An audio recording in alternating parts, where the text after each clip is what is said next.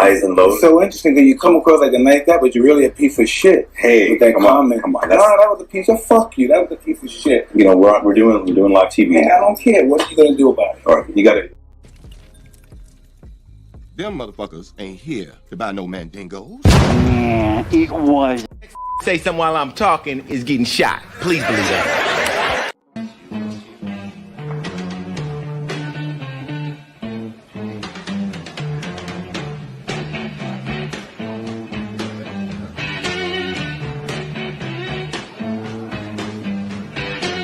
It's getting near dawn when lights close the tired eyes.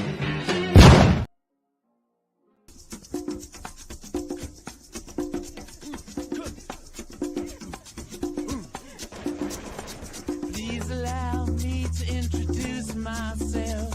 I'm a man of wealth and taste. I've been around for a long, long year. Stole many a man's soul of faith. I was around when Jesus Christ had his moment of doubt and pain. Made damn sure the pilot washed his hands and sealed his face. Pleased to meet you. Hope you guessed my name. But what's puzzling you is the nature of my game. Stuck around St. Petersburg when I saw it was a time for a change. Killed the Tsar and his ministers. Anastasia screamed in vain. I rode a tank, held a generous rank when the blitzkrieg raged and the finest thing. Started calling everybody. He was calling me. He got a heads up. He started calling the bosses at Hot 97. Street team was listening. They heard. The executives heard. Team was listening. They heard. The executives heard. Motherfucker respected the commission. Missing me my and sell bricks with my nigga PD. Down with the team called BBE. Now if you want to join the team, you know you must see me. But you can't talk the feds a dick R.I.D. What's going on? What's going on? What's popping, y'all? What's popping? I want to play a little piece of something real quick, and we gonna start there, all right? Finally, we are going to be producing the Albie Shore life story.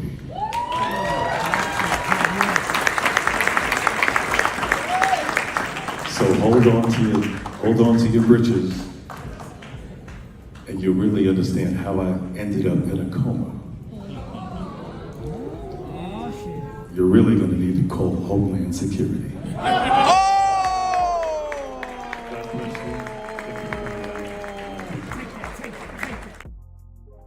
Ooh, you really gonna have to call Homeland Security. Nigga, was it you that called Homeland Security, motherfucker? Was it you?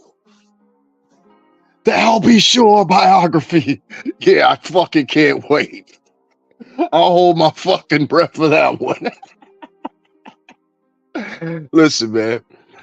I told y'all about this Albie Shore nigga a long time ago. And I told you the connection between him, Lunel, Cat, and Cat Williams. All three of these motherfuckers are friends. You understand what I'm saying? The one having the most notoriety is Cat Williams. And Cat Williams and Jaguar go back. They go back almost 11 to 12 years, all right? If not more. So if you guys didn't know that, she's actually friends with this motherfucker, all right? So when you heard Albie Shore make that little swipe right there, or whatever the case may be, talking about it might be Homeland Security. All right, homie, I got you. You understand what I'm saying? Because these niggas think you a good nigga. You understand what I'm saying? They think you a stand-up. Quincy, come home. Nigga, your son 32 years old. The fuck you mean come home? He got his own apartment in Atlanta. What the fuck are we talking about?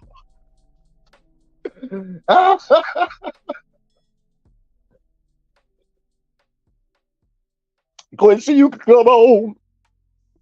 Quincy got a son of his own. What the fuck he need to come on? So you just using everybody for promo. You using your son for promo. You using Puff to promote your book for promo. Like, what the fuck is going on? Y'all make sure y'all share this. What up in that? Y'all make sure y'all share this, like this, subscribe if you're just now getting here. We're going to break down some shit and measure. But if y'all don't know what the hell I'm talking about, let me play this clip again. And somebody run go get Huggy Pampers for me. Somebody run go get Huggy Pampers. I know one of her spies up in here. Go run get that bitch real quick. Tell her come over here.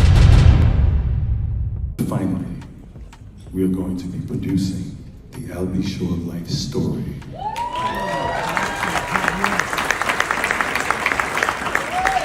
I can't wait for that shit. And you'll really understand how I ended up in a coma.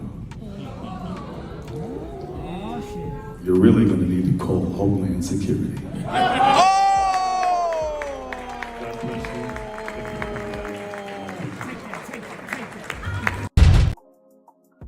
And then it's the black motherfucker behind him that's doing all the fucking grinning and smiling. Oh, we gonna cash in on this one.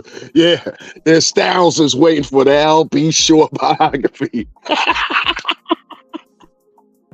Let's see. Chapter 1.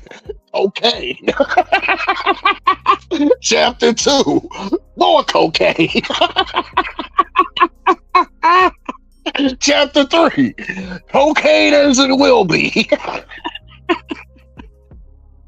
Chapter 4 of the Albie Shore biography. Cocaine, I'm fine and settled. Oh boy, yeah, we about to have fun with you because the last time I did a joint, if any of y'all remember, it's still on the page, and I'll share it in the community section in a few moments here. I did a piece about Albie Shore. And at that time, Albie Shore was talking about niggas was trying to kill him, they was getting at him, or whatever the case was, right? And if y'all remember, y'all remember. Now, this is the funny thing about this whole shit right here. And I'm going to show you what I'm talking about right here in a second. Albie Shore. I'm sorry. Hold on. Give me a second.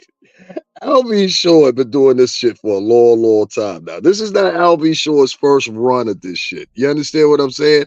Now, many of y'all quietly are not going to understand what I'm talking about. And I understand that because y'all not in this business. But this is not Al's first run with this shit. Do you understand what I'm saying? Am I making myself clear? Because back in 2012, Albie Shore was running the same shit. All right? I'm going to show y'all what I'm talking about. Albie Shore was running the same shit. Breaking news, 1990 superstar Albie Shore is either on drugs or he's bonkers because he's claiming that powerful people are trying to kill him. This was in 2012. 2012, that's when he got a little fat from him, if we lost some weight and shit like that. Voluntarily, he ain't lose the weight, you know, because of no what's the name. We ain't wishing death on a nigga and nothing. I'm just showing y'all this nigga crazy and cap. You understand what I'm saying? This nigga man cap. Nigga, you just sat there. You did all that for promo, son. You used your son for promo. You used Puff for promo. I'm going to get into you in a minute, though, because there's a whole bunch of shit here y'all don't know about this nigga. Like, this nigga out here trying to pretend like he the great 55-year-old father and shit like that. No, you wasn't, nigga. No, you wasn't. No, you wasn't. No, you wasn't. I hate niggas like this that sit around and then try to play like they was a great father. If you would have been like, yo, I tried or some shit like that, that's cool. When you sitting up on motherfucking screens and TMZ picking up shit and shit like that, that's a different flow. Here's another one. This was from All Hip Hop Rumors. Is Albie Shore going crazy? Once again, hold on. Let me move this so y'all can see. This was July 14, 2012. You see what I'm saying here? Hip Hop Rumors. Is Albie Shore going crazy or dissing Diddy or both? Well, of course you will be dissing Diddy. Why wouldn't you be? He raised your son. And let's stop fronting and pretending. I ain't talking about your love for her or nothing, but this one keeping it a buck. You and Kim was only married for a year. Y'all was married for a year. Like, you make it sound sometimes when you tell the story, Playboy, like you just puffed this swooped in there and took her whatever. That ain't the case though, G. It was this shit right here that he wrote that many of y'all have seen that really bothered me. Come home. The door's wide open. You're safe here, son. I love you. Pops, you're biological. Transplants for all. Then you hashtagging niggas and shit. You could have picked up the phone and called him. No, you wanted the world to be attached to this story with Pup. You understand what I'm saying? When most people don't even know that Quincy, this to be a 100, most people don't even know Quincy is your son. A lot of people don't know that. A lot of people don't know that Quincy is his son. Is that fair? I'm not taking shots. I'm being real. Many of y'all didn't know that Quincy is actually Al B. Shore's son. But nigga, I peep what y'all be doing. And then like these people, the regular people, they don't understand. They think like, oh, okay, da-da-da-da. But this is our talk.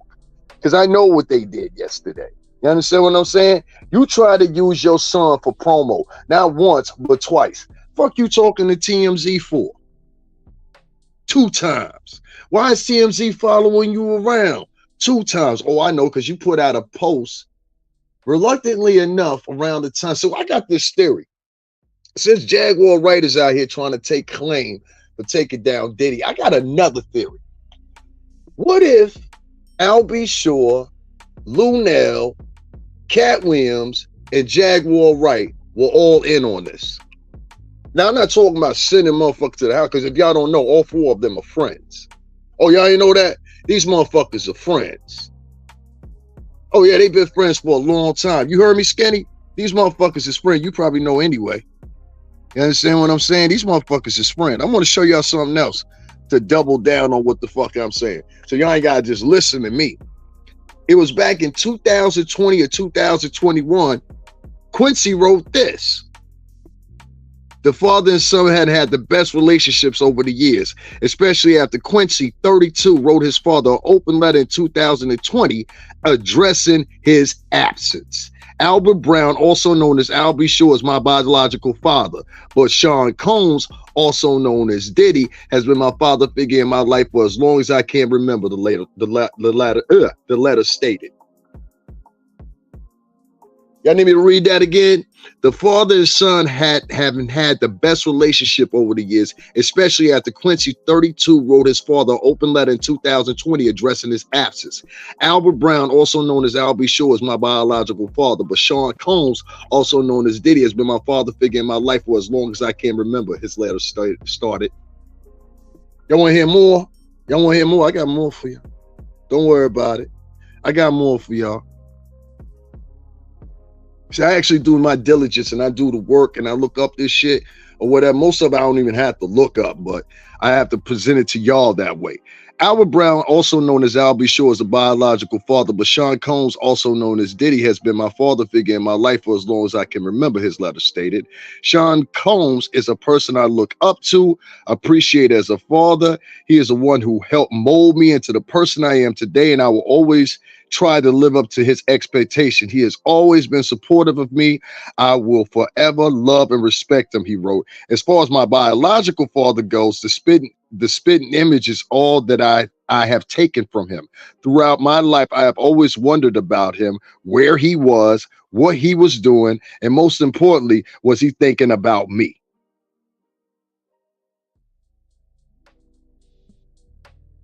Nigga, stop this fucking fake pumping, talking about like you father of the fucking year, just to take a shot at Puff.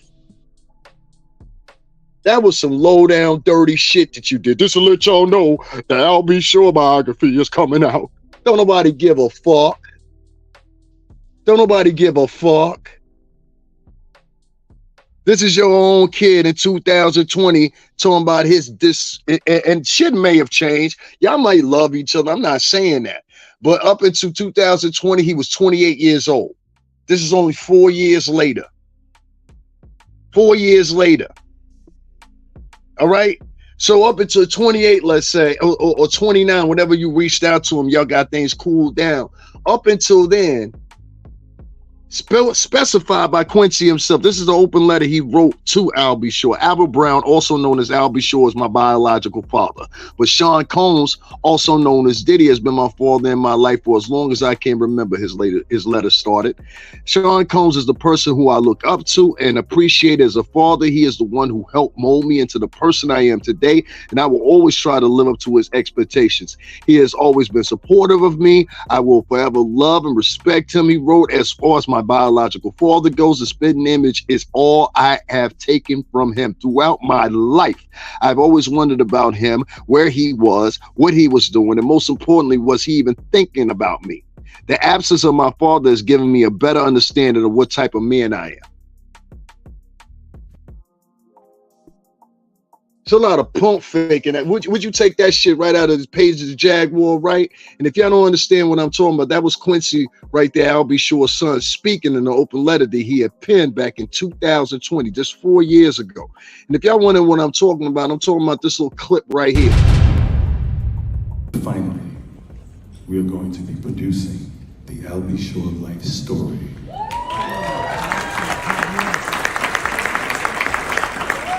Don't nobody give a fuck. Hold on to your britches, and you'll really understand how I ended up in a coma.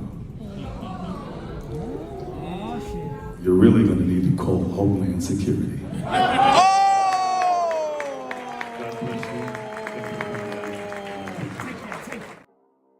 You really gonna have to call Homeland Security. You really gonna have to call him 750. 750. Oh, 750 sounding ass nigga. No, 750, 750. Wait till the Albie Shore biography come out. 750. This nigga used his son and Puff. Here's the part where he tried to use.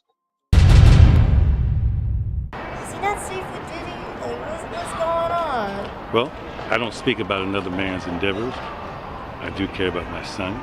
So the post, I just spoke to him, actually, just hung up the phone with him. He's actually filming. I'm so proud of him. He's doing so much amazing stuff. So, of course, the metaphor is very simple. My door is always open. It's a safe zone for my child, my grown man, no longer a child, but it's the same thing. And all the kids. Listen, this entire situation is very unfortunate. There's no good outcome. There's no good with any of this. So I just want to make sure we keep the young people in prayer. Nigga, don't nobody want to hear that bullshit. Stay the fuck off TMZ, G. Don't nobody want to hear that bullshit. So 750. Y'all know that movie with fucking Ice Cube. And fucking Mike Epps. He ran into the store. I think it was all about the bitch. He ran into the store. He was like, Mr. Brown, you be in here all the time looking like 750, 750. You starting to get that 750 voice, nigga. And this, I never get involved in another man's endeavors. You a nigga from Mount Vernon. Shut the fuck up. These niggas be fronting like a motherfucker when the cameras come on, boy. That's why niggas at Bad Boy, they used to love or hate me, because I don't change. I'm smart as fuck, believe it or not. But I never change. Like, this is just me. You know what I'm saying? It's always going to be fucking me. I don't care. 750. 750. 750. Anyway, y'all don't see the chunk of this shit. Y'all don't see how Albie Shore used his son. Listen. The most notary thing you could have done when TMZ walked up to you. Hey, what's up, Harvey? You fucking fuck. Anyway, if you could have, I mean that jokingly. Harvey's cool. Anyway, long story short, you know Harvey's from Brooklyn. If you guys didn't know that, Harvey's from New York. You know, he used to work out there at the People's Court, don't you know? He used to be out there doing interviews and stuff. That's where Harvey's from, the People's Court. Yeah, in case y'all didn't know. But anyway, long story short, this nigga, in my opinion, used your son and Puff for publicity, son. The noble thing to do would have been to walk the fuck away and be like, I have no comment. The noble thing to do was not announce to an audience, a spectator, people that were there to see you or whatever, and try to I don't know, congregate them all together so they go against Puff in the audience or whatever. Like, nigga, that shit pathetic, bro. Listen, don't nobody give a fuck about your music no more. I mean, that shit cute and everything like that, but yo, nigga, write some new music. Like, are y'all niggas as talentless now? I mean, just write some new music that's worthy of listening to. What the fuck you think you talking to, bitch? That's not worthy. We live in like no, nigga. No. No. Them granny gangsters, you know, the granny gangster crews, they like to listen to you know what I'm saying? What's that song? I shake it to the east, I shake it to the west, I shake it to the that's the type of bitch that like to listen to that shit. Who the fuck you think you talking to? Bitch. You hitting the barbecue and cookout circuit. the black eyed peas and corn on the cob circuit. Shit. I can go on about this for days. I'll be sure. Cut that shit out, nigga. Quit running around, like I said in the other video. Quit running around talking about niggas just trying to kill you, nigga. Use an easy touch. You understand what I'm saying? So stop walking around talking about niggas trying to kill you, for one. Number two, you've been running this shit since back in the days, boy. You understand what I'm saying? And I'm talking about exactly 12 years ago. You came out talking the same shit or whatever. Step up your game, motherfucker. Get some music that's worth listening to. That's all I'm saying. Look at you. The I'll be sure biography is coming. Who gives a fuck? Look at this nigga. I never talk about another man's endeavors. Hey, you best not, motherfucker. You best not. It probably be in your best interest. It'll probably be in your best interest. I wouldn't do that. I'm sorry.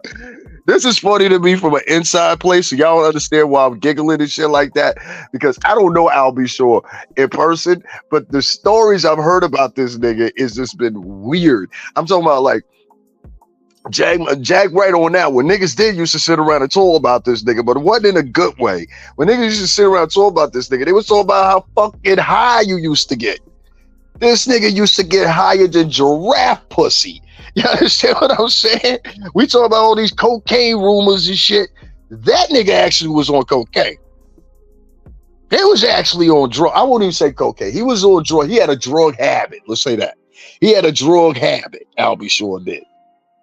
But you sure don't look nervous right there, huh? You look real proud to be in the motherfucking picture right there, don't you? Huh?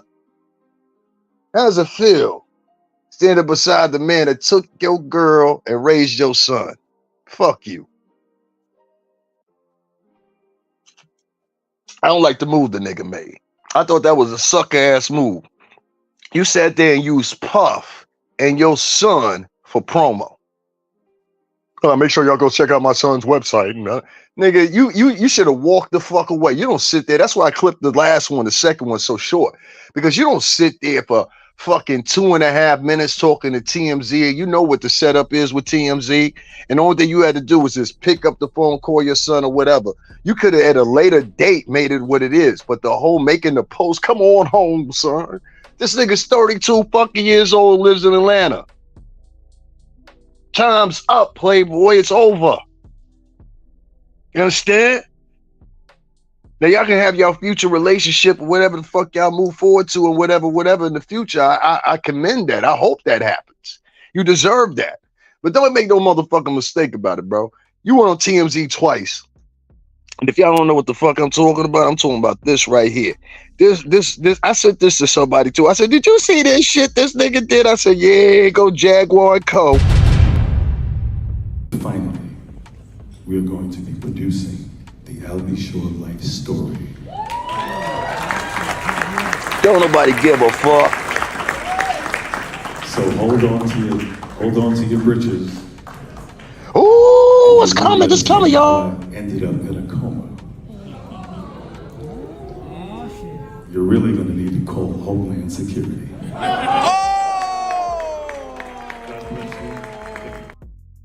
You really gonna have to call Homeland Security. I'll see you later. 750. This nigga turned into Mr. Brown for the corner store and all about the Benjamins. 750. 750. 750 voice. You cap ass nigga. Then he flew through with this one. Is he not safe with Diddy? Like, what's going on? Well, I don't speak about another man's endeavors. I do care about my son. So, the Post, I just spoke to him actually, just hung up the phone with him. He's actually filming. I'm so proud of him. He's doing so much amazing stuff. So, of course, the metaphor is very simple. My door is always open. It's a safe zone for my child. My grown man. Metaphor. No longer a child, but it's the same thing. Metaphor. And all the kids. Listen, this entire situation is very unfortunate. There's no good outcome. There's no good with any of this. So I just want to make sure we keep the young people in prayer, keep them uplifted.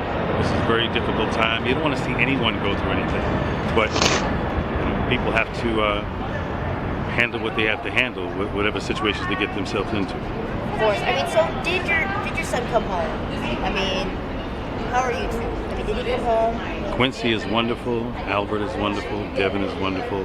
I'm a happy grandfather. I'm truly in an amazing place. It's unfortunate that social media got their panties in an uproar for telling my son that I love you. I send him a text like that every day. Mm-hmm. Just follow his new platform and you'll understand why. I mean, I want to know, do you think it's fair that all the kids are, getting so much hate on the internet? I mean, we've seen it a lot. I mean, just because of what Diddy's accused of. Do you think that that's fair? I mean, I don't really pay attention to a lot of the social media. Obviously, pop culture is what it is, and I just want everything. Did this nigga just say he don't pay attention to social media?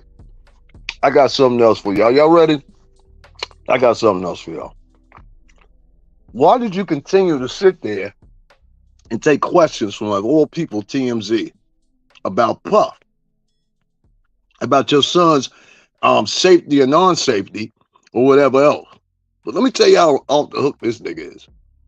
Y'all ready for this one? Y'all better hit my cash out for this shit, because I remember this shit. This nigga's off the hook with this shit, all right? Excuse me, y'all. I just finished cheating. This is your man's Albie Shaw back in the days. And I'm saying approximately probably about 10 years ago, 2012, when he was having... Everything happened in 2012 for this man for some reason. Must be the cocaine. I don't know. That's your man's.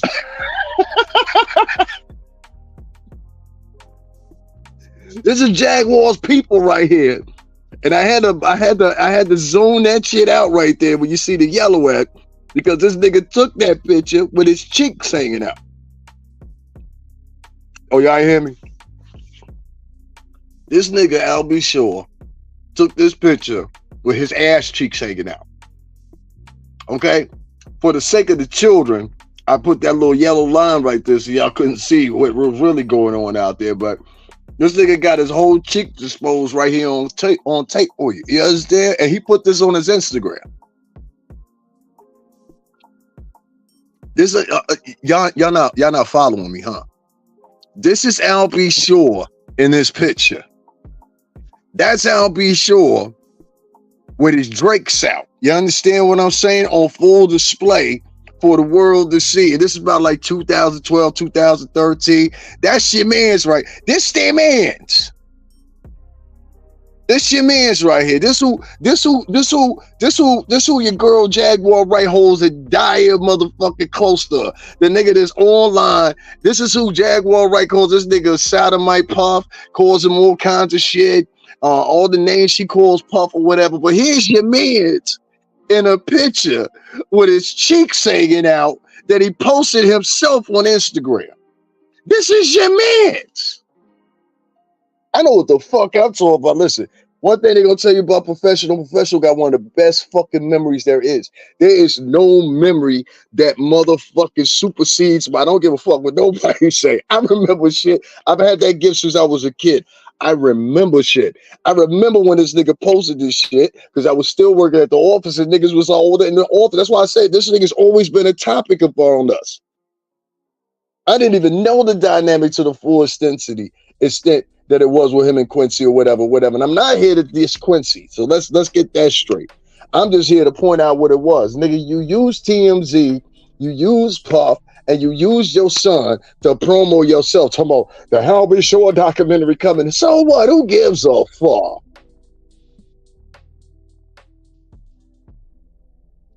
He ain't on social media, but he posted this shit. That's Albie Shore right there. Cheeks swinging. Who you advertising for? This is who Jaguar defends. Jaguar out here calling everybody sodomites and all kinds of other shit. Well, here's your man's right here with his cheeks hanging out. What's happening, Ma? I need somebody to come. Somebody go fetch that hoe. Somebody go run fetch that hoe. Tell that hoe come over here. I need her to answer some questions. Somebody go fetch that hoe. Where that bitch at? Where that bitch at, nigga? You understand what I'm saying? Because some shit is off of me. You understand? You out here calling people, oh, well, another man's endeavors is never none of my business. Yeah, I bet it ain't this, huh, Skipper? All hands on deck. Boys, it's chow time. That's your man's Albie Shore with his cheeks out. Oh, ain't nobody in the chat got nothing to say, huh? Ain't nobody in the chat got nothing to say. I tell you what, find me a picture that Puff took like this, assed out with his ass face of the world. Find that picture for me. I'll shut the fuck up if you find that picture for me. I will never forget shit. My friends will tell you I don't forget shit. This is your man right here with his cheeks hanging out. This is Albie Shore, if y'all just tuning in. Ain't nobody got nothing to say? Oh, man, the cap is deep on YouTube, man. That's why I said, man, I don't even fuck with these YouTube niggas too much. Because these niggas hit me in the face of the truth. These niggas, they go spin their narrative regardless. It's all good. You know what I'm saying? It is what it is. But that's your man, Albie Shore. Read the caption. You'll see he wrote it himself. That's your man, Albie Shore, right there. Read the caption. If you need to, wait until after the broadcast is over, go back so you can make the screen big. But read the caption. That's Albie Shore. Cheeks out. On stage. On Instagram. Has to be faded out because his cheeks is out. But I left enough of the yellow mark erased so you can honestly, truthfully, if you got to go and look. You understand what I'm saying? That's what you into. You're going to see my man is bottomless. Like, meaning there's no fucking underwear on. There's no fucking, like, we have this thing, this tone, skin tone pieces or whatever. A lot of the females wear them around the nipples and stuff like that or whatever. Flesh tone. You know what I mean? But he ain't even got that on. This is Albie Shore, cheeks out. Come on, my nigga. Come on, my nigga. That's Jaguar Wright's mans. That's her peoples right there. This is the same Jaguar Wright that be online talking about people, talking about Puff a sodomite, all the terrible things Puff did. Puff had sex with men and all this shit. But this is your mans. So who was your man's Albie Shore? Who was he advertising to right here at this particular time? That's all I want to know. Who is he advertising to? We got some questions. Man, if I wanted to get on that Jaguar Wright shit, man, listen, I'd be rich right now. But being the fact that I'm just not one of them type of motherfuckers, and I never will be, and if I did see a couple singers, I ain't never telling none of you blogger motherfuckers. Oh, weird way to check the weather. Must have been checking if the breeze was out. The fact of the matter is, how the fuck can I take somebody serious that took a picture like this? I don't give a fuck if it was 2011, 2012, 2013, 2014, whatever the fuck year it was. Who the fuck takes a picture like this? Watch this real quick. Watch this real quick, right? Watch this real quick. Let me show you. Let me show you how you kill. Let me show you how you kill niggas right here. All right, watch this. Y'all ready? Y'all ready? So this one right here, Jada Wooten, right? She says, so Puff had Albie Shore, sir, and I'm sorry, I don't read nigger. You understand what I'm saying? You're gonna have to report, you're gonna have to put that back up for me. I don't read, I'm not fluent in project. I bet Jag met him once or twice, but claims to have her bestie. Nah, actually and honestly and truthfully, it's different with her. So let me explain to y'all this. Jag at one time, she used to work, and this is bananas to her. She used to work with Cat Williams to some capacity or another. She met him during her birthday. She was introduced to him, but I believe she said, and I want to say, if I'm not mistaken, it was my man. I ain't never met him before either.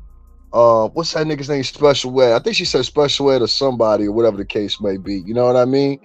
But she said, nah, she ain't just meet him 1 or 2 times. She met Cat Williams through him and they became friends. I don't know how deep the friendship goes, but it would seem that they're still in line with each other. I've got one joint on here. I got to find it or whatever, where actually you catch Lunel and I'll Be Sure together. You know what I'm saying? Lunel used to be heavy in the pimp game. I don't know why she's putting this actress shit out there first.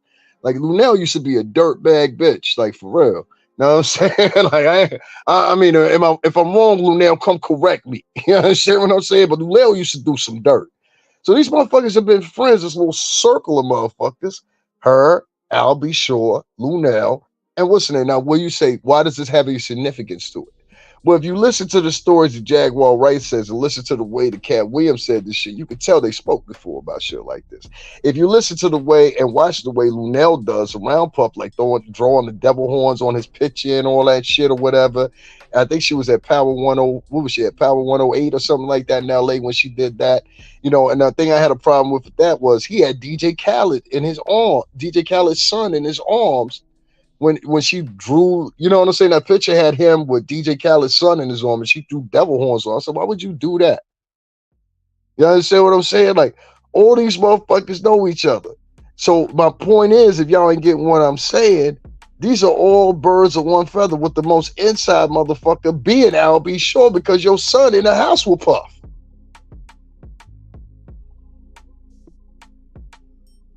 And I just broke down how your own son wrote a letter talking about his distaste and motherfucker you not being around for years. Now you want to come out the woodwork talking about, son, come on home. 750. This shit's fucking hilarious to me. The shit to let these people will go, you know? Just fucking hilarious to me. I'm like, what you guys new now? Huh? You don't remember how things go anymore? You know things don't go like this. Come on. You wouldn't have did that 10 years ago. You using TMZ to fucking promo yourself? Like, come on, what the fuck? The I'll Be Sure documentary is coming out now. Nigga, you should have waited a week before you said that shit. Who the fuck gives a fuck about an I'll Be Sure documentary anyway? You're lucky you still remembered by the few people you remember by in that type of career. Any fucking way. Let me move on. I'm gonna leave I'll Be Sure alone, you fake fucking fuck. Stop leaving your cheeks hanging out, huh? Why don't you, pal? Save us all the fucking trouble. Let me take this shit off my fucking screen. This is fucking disgusting. What grown man takes a fucking picture like that talking about, son, come on home. I know all that crazy shit is happening in Puff's house. Nigga, it look like crazy shit is happening in your fucking house. How about that one? Okay, I find it hard to believe anything Jag says. They seem to be desperate for a headline and clout. Here's some guy called the Review Guard. You suck. So is your fucking mother. You tell that fucking whore next time balls first. And next time I want to stick a mop up her ass and I want her to mop the floor at the same time. Fuck you, Review Guard. Let's get that fucking fuck out of here.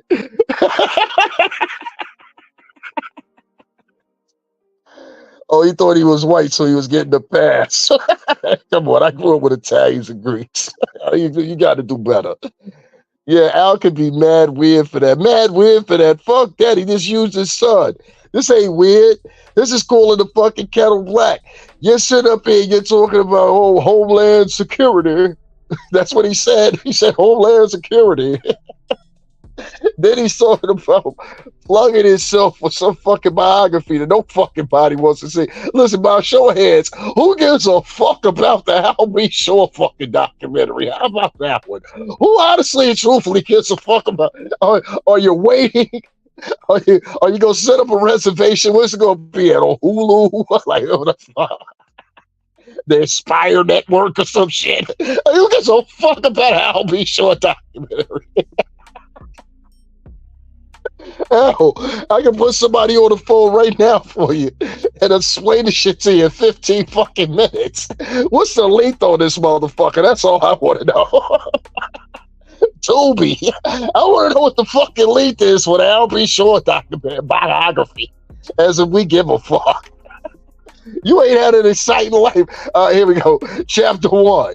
Okay. Chapter 2. More drugs. Chapter 3. More and more drugs. Chapter 4. I think I want to get off drugs. Chapter 5. Let me lose some weight as I get off the drugs.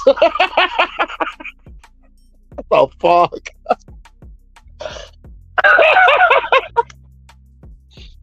Yo, this shit is fucking hilarious. This shit is fucking hilarious.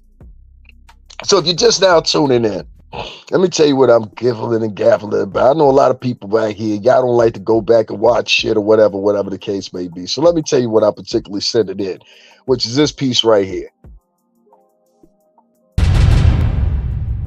Finally, we are going to be producing the I'll Be Short life story. Nobody gives a shit. So hold on to your britches, and you'll really understand how I ended up in a coma. You're really going to need to call Homeland Security.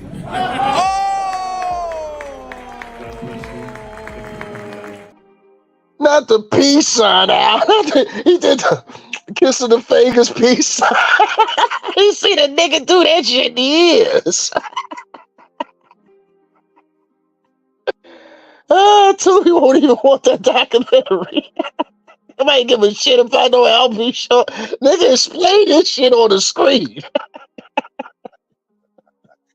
Oh, real. If Tubi don't want you, you might as well throw yourself in the trash. God damn. Because somebody explain this shit right here. Why I'll Be Short's cheeks hanging out. And this nigga talking about calling Homeland Security.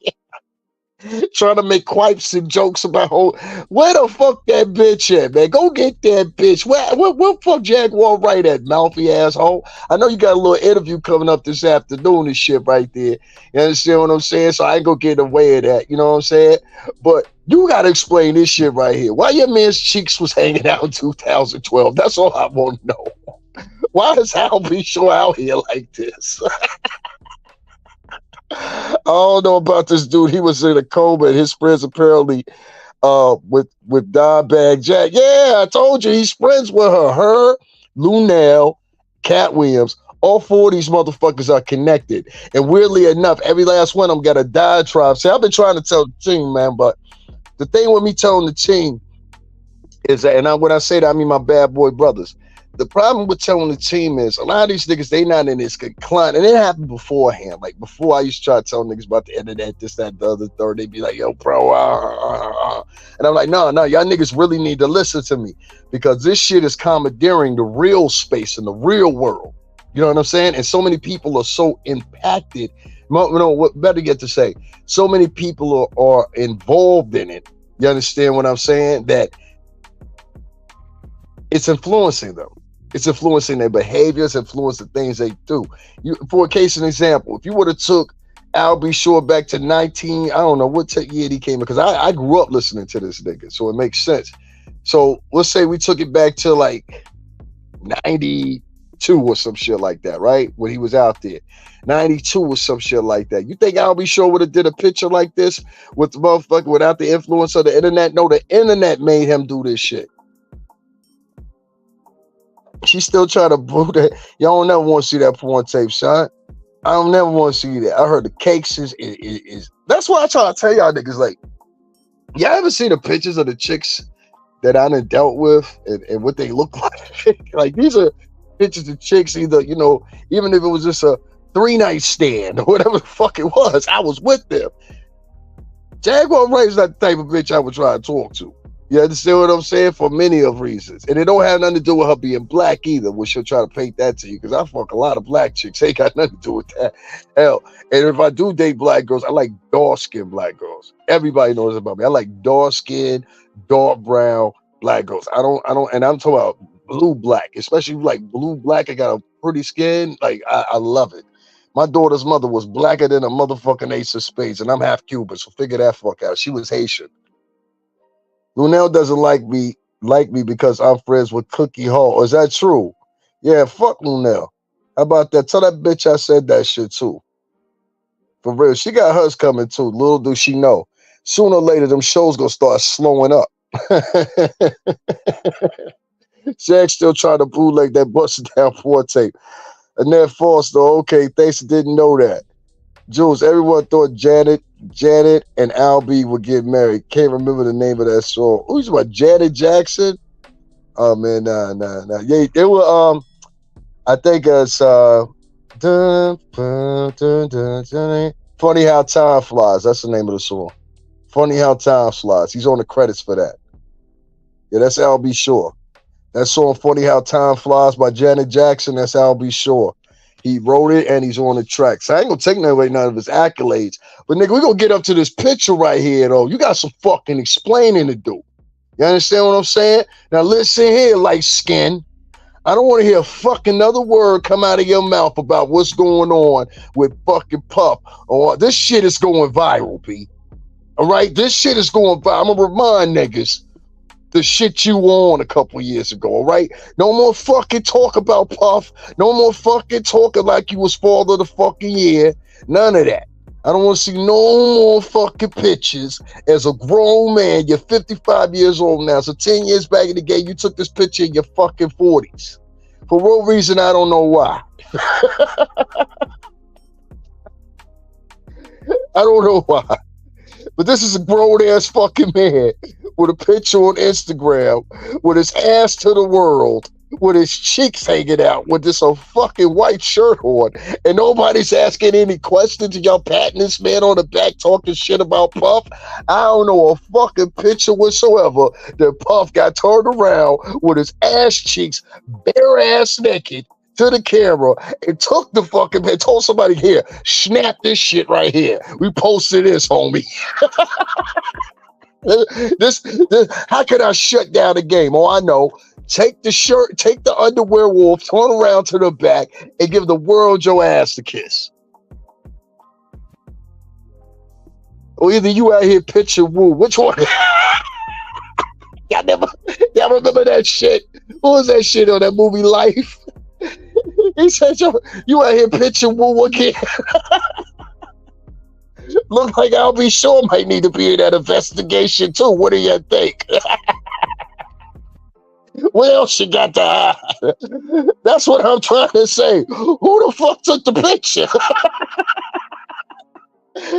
Did he have a countdown timer? That makes it worse. If you had a countdown timer, that means you had to run over there to that space, pose up, and then take the fucking picture.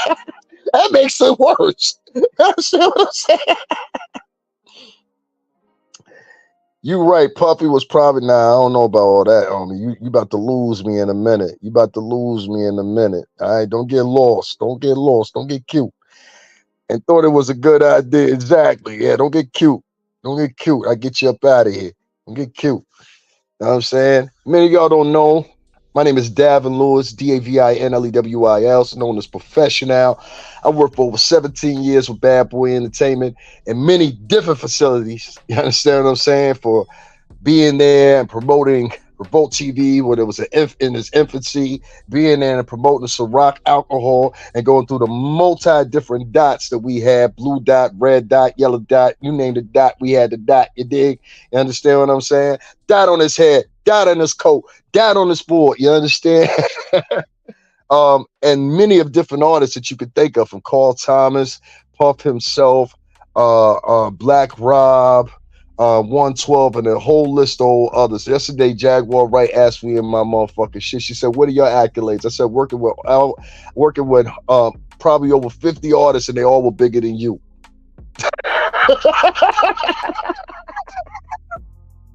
Working with over 50 plus artists, and all of them were bigger than you. I mean, all of them. Even G Dep was bigger than her. Fuck. Even Danny Kane was bigger than her. You know what I'm saying? I mean, in the retrospect of it, like, am I lying? G Dep had a hit. Black Rob had a hit. You understand what I'm saying? 112 had hits. You understand what I'm saying? Even Dream had a hit. He loves me. He loves me now. What's going on, Lexi? How you doing, Bob? We sitting up here kicking this shit about Jaguar, right? That's your man, Albie Shaw. If y'all just turn it in right now, that's your man, Albie Shaw on the screen right there. We just were talking about him because he made this joke recently, and let me show y'all this a minute ago, but it was an attempt to get promo, and that's the sad part about it. You understand what I'm saying? I'm going to go back into the other, what's the name I was talking about here, but here's the clip real quick so y'all can check it out. Finally, we are going to be producing the Albie Shaw life story. Don't nobody give a fuck. They lying to you with the claps. So hold on to your britches. Ooh, I will. Understand how I ended up in a coma. You're really going to need to call Homeland Security.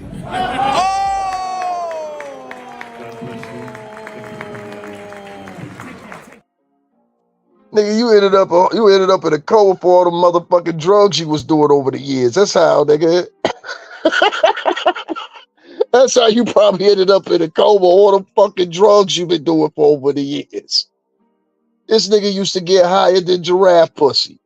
Let me take this shit off here. But if y'all just now tuning in, that shit man Albie Shaw right there. That's back in like 2020.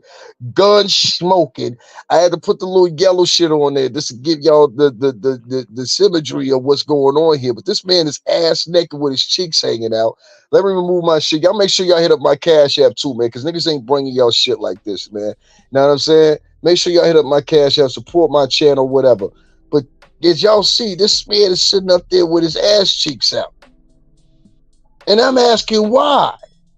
Like, let's those two scenarios. Let's say somebody took the picture for him, right? Why you standing there with Albie Shaw where his ass cheeks is hanging out, unless you a chick? And even if you a chick, why you ain't questioning this nigga, tell him this is a bad idea? That's all I'm asking.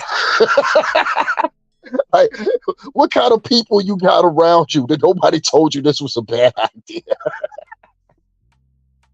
So he keeps going on. I'm just going to put it out there. If you look into who his ex-business partners were, Ciroc Old Money, if you know the fact that he was, sweetheart, listen, I promoted Ciroc alcohol. I don't need to look. I promoted the shit. I was there at Bad Boy when Ciroc was a fucking idea. You understand what I'm saying? You understand what I'm saying? Delio, what is the name of the company? Diageo, whatever. Fuck them. Fuck them guys. Let me even go even further. These guys used to have their packaging distribution place out here, and I believe it was Wethersfield, Connecticut. It might have been Wethersfield, Connecticut, but they were out here in Connecticut. You understand what I'm saying? Our checks used to come from them. The main office used to be down in Jersey. So our checks, some of our checks, not all of them, but some of our checks used to come from Ciroc and the Ciroc offices down in Jersey. I think it was Passaic. They were down there. It was one of the two. If y'all look into it, y'all find it for yourself. But no, it ain't got nothing to do with that. This has to stem back way, way further than that. Some of these claims that are coming up about Pup are like 20 years old. People saying shit, da-da-da-da-da-da.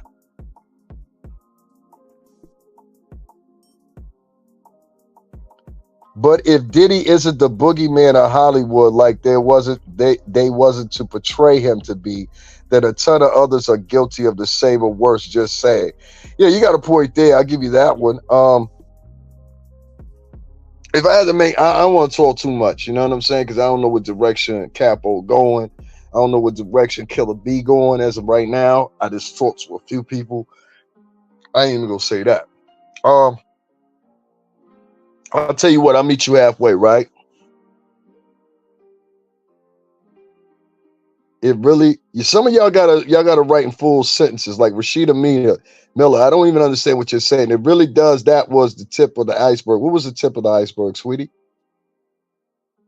Like, y'all got to write in full sentences, all right? Write in full sentences so I can read your comments and things like that. And I don't want to mess up what you're saying. So make sure you do a correction or whatever before you press, you know what I'm saying, to send.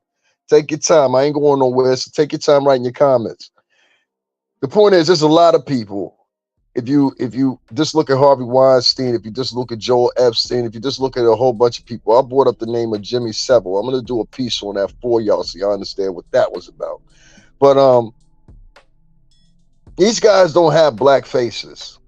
You understand what I'm saying? The lawsuits stem from the Adult Survivors Act. That's where the lawsuits stem from. The first lawsuit and the first day that was put forth from Cassie was from the Adult Survivors Act here in New York, in the New York City tri-state. I don't live in New York. I live next door in Connecticut, but I don't live far away. Like, I'm minutes away from New York. That's why I'm always there. And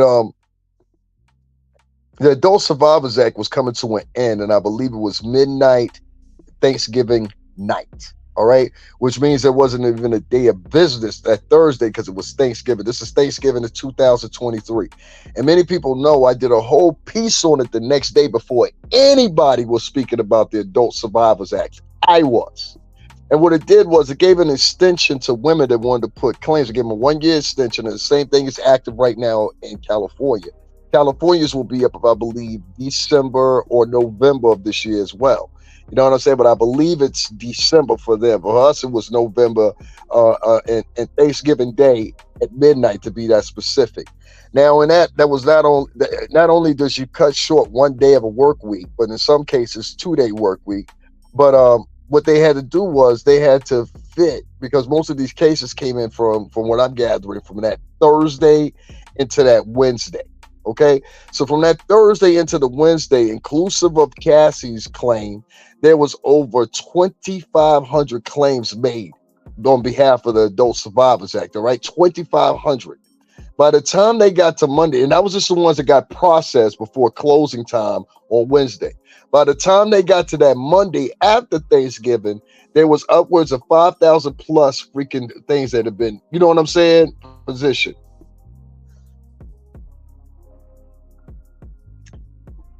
Nah, that's not why. No, that's not why, my friend. That's not why. That's not how business works. That's not how it works. That's too obvious. The way our business works, see, that's the thing. And don't take this the wrong way.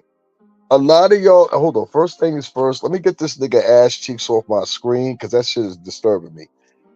This is the thing. You guys try, and this is the problem with a lot of YouTubers, and that's why I'm gonna go into this AT2 dude in a minute, because he's another person. You guys have never been in this business, and I'm being honest with you, and I'm being respectful, y'all, at the same time. But you've never been in this business, and the people that deal with this business and facilitate this business aren't necessarily people that look like you and I. You understand what I'm saying? That's for one. Number two, the people that invented these rules don't look like you and I. That's number two. Number three, more importantly enough, the people that have the biggest steering wheels, even if you got a steering wheel, don't look like you and I. Now, the mistake that a lot of people make on YouTube and throughout the subscriber base or even some cases blogger world is that they mistakenly use their rationality. They mistakenly use their means of going about things. They mistakenly use the way they would thought and have their process or whatever, and they try to credit it to the music industry that don't work that way. You understand what I'm saying? Like, for example, if you came in tomorrow and you said, yo, you know what? I think what we should do, I think we should re-put Tekashi 6ix9ine out, and I think we should look past all the stuff that happened to him or whatever. And I said, okay, well, what can you present to me to show me that Tekashi 6ix9ine is worth the interest, and two, worth pushing a single for? And do you think it'll be actually successful? What can you do to show me that? Most people can't do that. I know what to do, but most people can't. You understand what I'm saying? No. You good. But the point I'm getting at is, stop looking at the music industry through the lens of what you understand. It's way deeper than that. I spent 17 years around these motherfuckers. I'm here to tell you, if nobody else will tell you, the way that you guys think in the simplicity, well, like AT2, he'll be on there. Well, that doesn't make sense to me. It doesn't make sense to you because you sit in your uncle's fucking kitchen, you lazy fucking fuck, and you never go anywhere. Do you have any fucking friends? They didn't know. Isn't that weird? This thing is never around for like y'all see me on camera. I'll be in other states with my friends. I'll be like chilling with my friends every now and then. I don't put my people on here all the time, but y'all know what I'm saying. I got videos with me with my friends. This nigga don't have one video with him where nobody else was a friend. I'm like, you must be one lonely motherfucker. He's never outside anywhere. Now he's claiming, oh, my foot. Every day, every day with that fucking kid is a fucking crybaby story. My foot's hurt, my foot. I call that nigga Bigfoot. Fuck that nigga Bigfoot. I hope it swell up too, bitch. You understand? But anyway, listen. He's another one that sits around all day fucking long. And what he tries to do is he try to equate everything to his rational form of thinking or how he thinks or who he is or whatever the case may be. And quite frankly, sir, we don't give a fuck how you think. You're unaccomplished. What did you do for work before you quit work and decided to become a full-time YouTuber? What did you do for work? Because I know it didn't have anything to do with the music industry. It didn't have anything to do with media. So this nigga basically bets on Googling shit and thinks he can figure shit out. Let me give you a word of advice. Anything that you can Google, my boy, anything that you can Google, I'm going to say 94% of the time is not going to be applicable to our business. I can almost assure you.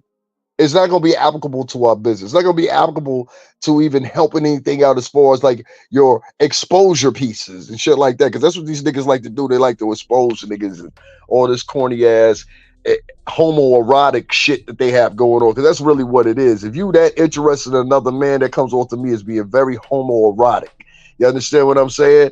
Like, I'm not obsessed with no mans like that. I'm not obsessed with talking with even a bitch like that. Like, I talk about what I talk about. Y'all notice I took a break off the Jaguar broad, which brings me to this motherfucker. That's enough about I'll Be Sure. Fuck that nigga, fake ass nigga. You understand what I'm saying? Hey, yo, if you hear this, be easy, homie. Easy. All right? Be easy. You know what I'm talking about? Because it's more shit than that. You understand what I'm saying? Put your quiet voice on. It's more shit than that. I was late today. I was late, Al. Come on, don't be sitting up here with your ass cheeks out talking about another man's discrepancies. It's none of my concern. No, you need, nigga, your discrepancies sitting up here on the motherfucking screen with your ass out. How dare you come out here like that with your ass cheeks hanging out on screen and got the nerve to have a bathtub next to the motherfucker. Who want to go get in the bathtub? Who get into the bathtub with you, Al? Who took the picture? That's all the fuck I want to know. Who get in the bathtub with Al and who took that picture? I hope you find the motherfuckers, whoever it was. Get rid of them. Hey, yo, back to the business. I hope he find them motherfuckers. Fuck that nigga Bigfoot. You good, Jules? I believe Dirt Dig up on here because it made him race. Nah, ain't got nothing to do with. People call people racist all the time, man. Nah, ain't got nothing to do with that. We in another era. All that. That's why I said that's another thing too. Listen, so I live in Connecticut, right? Connecticut is a mostly white state. I mean, white. To be more specific, it's a mostly Italian and Jewish and Greek state. All right, just to be real specific, we got a lot of Irish that come out of the Boston, Massachusetts area, and then we got a lot of Italians that come out from. A lot of them came from Jersey and New York. You know, they made their money in Jersey and New York. They moved to Connecticut, start families. I'm talking about 50, 60 years ago. You know what I'm saying? Like the Italians, I know they really speak Italian, Tuscan Italians, Napolese. You know, like Napola, not Napolitan. You know what I'm saying? Like real Italians. That's the people I know. That's the people I've been around. Bacos, Papadonasios. These are the people I've known. You know, I've ate at the restaurants. I've spent Christmas with them, birthdays, weddings, all kinds of shit. You know what I mean? And they'll vouch for me, every last one of them. Some of them are in here in the chat sometimes with us. You know what I'm saying? Shout out to the Baco family and a couple others. You know what I mean? If you know, you fucking know. If you fucking don't, fuck you. But anyway, listen. My point is this right here. Huggy Panther's got some quick explaining to do. See, about a week and a half ago, before I go on my little break here, I'm going to take a little break, cigarette break for you guys. This new thing I'm doing here. I'm going to take a little cigarette break. I'm going to play some music and I'm going to come back. But up until a minute ago, right, Huggy was sitting up here and she was talking all this good shit. All this, we got to get together as sisters. We gotta do this. We gotta do that. We gotta do this. And I remember last week there was two motherfucking bitches. Fuck both of y'all bitches still. Evangelist such and such and Miss Ham. You understand what I'm saying? And both of them bitches disrespected me, but want to pretend like they just got disrespected. Both of them bitches disrespected me, so fuck both of them bitches to this day. You understand what I'm saying? I don't never want to hear nothing from either one of you motherfucking fraud ass bitches. But any fucking way, this bitch out here handing out $100 bills trying to buy niggas. Bitch, I didn't watch motherfuckers pull up with the Brinks truck to the motherfucking club. Do you know what I'm talking about? Like, we done been around niggas be like, yo, here's 5 for you, 5 for you, 5 for you. Make sure the bitches get it. You know what I'm saying? Like, I'm just saying, all right? Like, it's real talk. Know what I mean? Like, you gotta be, y'all know what I mean. If you need $25,000 or more, that's when the Brinks truck bring you the money. Understand? All right, check this out, y'all. I want y'all to listen to this, because Miss Ham and Evangelist such and such, they had so much of a problem with my mouth. Where were y'all bitches at when this was going on? You quit YouTube. What happened with that? What happened with you quit YouTube? Just a nigga, dude. Well, exactly. What y'all hit? Make sure y'all hitting that like button, because this dumb bitch is stupid. Make sure y'all hitting that like button. You too easy. You're too easy. You're too easy. You came over here for content. I thought you quit YouTube. What happened with that? I thought you quit YouTube. What do you? Okay, then what? You're just a nigger. I thought you quit YouTube. What happened? You're a nigger, bitch. I know. You're anyway, a nigger. I know. Anyway. I know. Bye, Jason. I know. You have 2 court dates coming up, and I'm felony face. Get it together, sweetheart. Get it together, sweetheart. Get your criminal record in order, sweetheart. That's what you do. And go over there with all. Bug when she called her a nigger. What was Miss Ham and Evangelist such and such? How come Miss Ham and Evangelist such and such didn't come to the fucking rescue? Huh? But they were so up in arms and concerned. Now, this is 2 times I done caught you bitches out. And the reason I'm going to say it, because both of you bitches know night and day.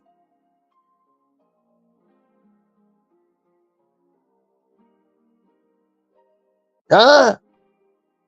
What was Evangelist such and such when Jaguar Wright was sitting up there calling this woman a nigger? What was that? Absent. That's where the fuck they were. They was fucking absent. Or they was in this motherfucking chat room and they just didn't have nothing to say. That's the reality of it. They was in the chat room and just didn't have nothing fucking to say. Just like they was in the chat room before when the shit was going down with motherfucking what's the name, it was the same thing then. They ain't had shit to say. Hey, happy Easter to you too.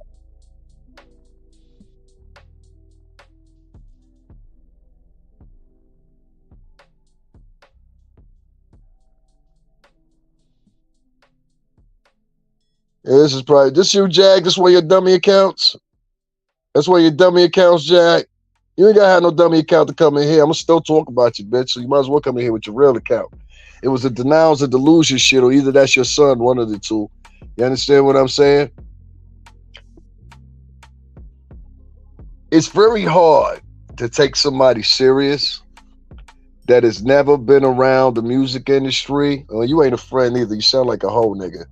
You understand? So we're going to do that. You can stay here, but you ain't going to be making no comments. You understand what I'm saying? You can stay here, though. I don't play that whole nigga shit. You understand what I'm saying? Once you start acting like a whole nigga the first time with that LOL, key shit, that's a nigga that been raised by a motherfucking single mom. I don't argue with niggas like that. You know what I'm saying? I don't even mix with niggas like that. I don't talk to niggas like that. You understand what I'm saying? If you want them single parent raised motherfuckers that don't not act like a man, don't come in this bitch. Don't come in this bitch. This is the name of that nigga's arm. It said Denials and Delusions. That's the name of one of her albums. Nigga, you work with her or fuck with her. There's a whole bunch of spy niggas over here to be like that. I'm trying to tell you, unlike her, I'll actually get at you. I'll pull up to your house, all that shit. I'm dumb like that. Trust me on this one. You know what I'm saying? Don't believe me, ask TJ. We went down to Baltimore. She's a sweet girl. I found out so much about her. The people down in Baltimore, they love her. The video's on my page here. You can go check them out. Just put it Davin Lewis, Baltimore. It'll come right up for you. It's a beautiful place. It is. We went by the water down there. We had a fun time. It was my third time there, don't you know? Yeah, I had fun in Baltimore. They spoke very highly of TJ. We went to the fucking the big ass fucking flea market in there. Even had some drinks in there. They got a bar way back in the back. There's a tall white woman that runs it or whatever. TJ know what I'm talking about, right, TJ? Yeah. Who's that for real, nigga? I pull up for real. So watch your walk with me. Don't forget, I'm a bad boy, nigga, homie. I don't play that silly shit. You know what I'm saying? I will come to your motherfucking house, nigga, if necessary. Now, back to the story. Jaguar, I'm not here to bomb on her, but why you out here calling people niggas now? Now, see, when I said niggas was acting like niggas. Meaning your behavior was duplicit of you acting like a nigga. I didn't call people niggas just to be called people niggas. I said there's some niggas out here in the culture. If you really want to get it real, Jaguar's one of them niggas.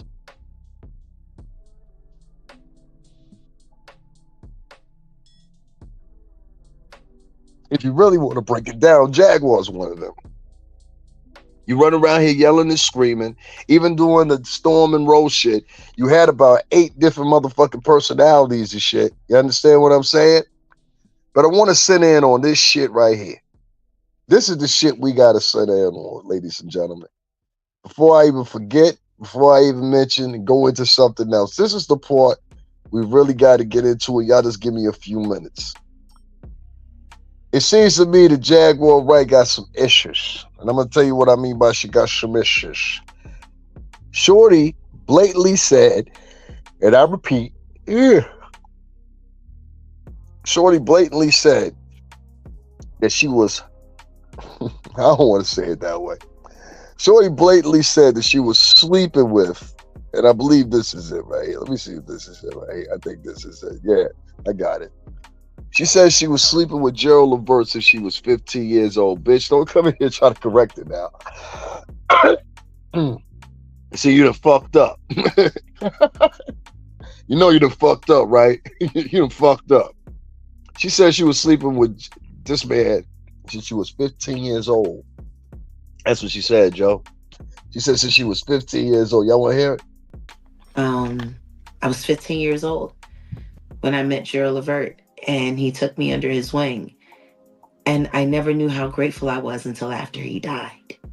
Wow. He protected you. Yeah.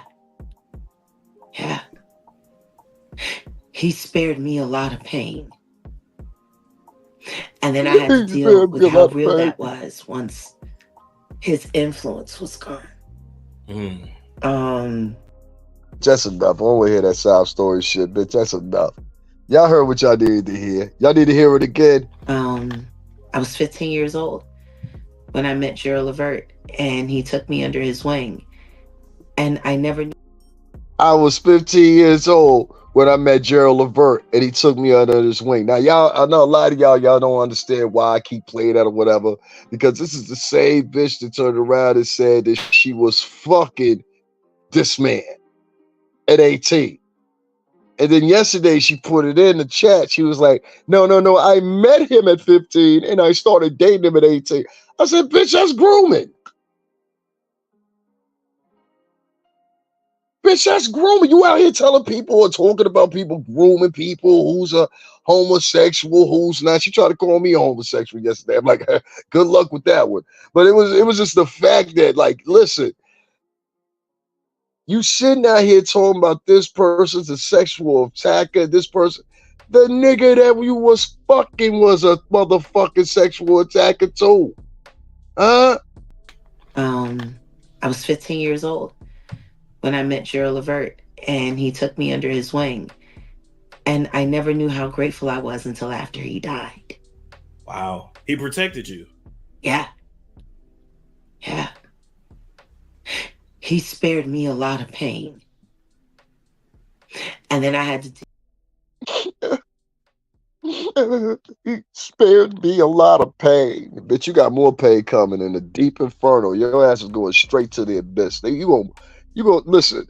They gonna light a sled, pour gasoline on that motherfucker, stick candles on that bitch, and then make sure that bitch got a heat of motherfucking nuclear energy as you subside into the motherfucking depths of the abyss. You going straight to hell, bitch. Straight to hell. I had a little bit of faith in you at first, but now I don't, not so much no more. This is a horrible fucking woman, this is, isn't she? You sitting out here. Now, I don't think y'all understand the significance of this. Y'all make sure y'all hit up the Cash App. Make sure y'all hit the like button. Make sure y'all subscribe and share this post so the word gets out more and people hear this shit instead of hearing these unaccomplished, uninvolved, non-industry, non-involved ass motherfuckers. Jaguar ain't been around the industry in a real way since 2006. When's the last time you fucking seen Puff? Huh? I'll tell you the last time. She ain't been around Puff in 10 and probably more than that. She probably 10 years ago, that was 2014. 10 years before that, it was 2004. So I'm gonna be realistic. I'm gonna say this bitch ain't probably been around Puff in the past 19 years. She wasn't in none of the parties we were at. She wasn't in none of the events we were at, state to state. She wasn't around for none of that. So it becomes amazing to me that I'm sitting there and she talking about nigga worked in the mailroom and all that, bitch. My bad boy brothers were in here and two motherfuckers ex was in here yesterday listening to your goofy ass as you was in here. Say something while I'm talking is getting shot. Please believe that.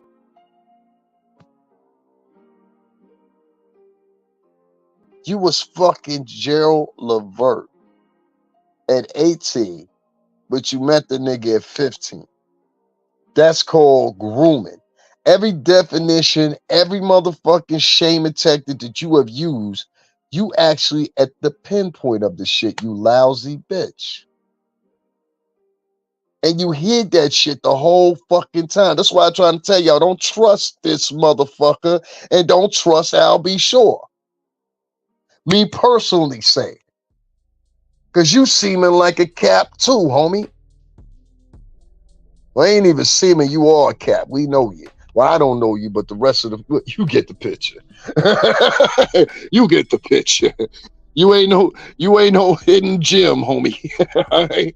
For real. The more and more... Let me tell you something. The more and more I heard about this motherfucker, the more and more I started not liking him. I was like, oh, you a snake-ass nigga.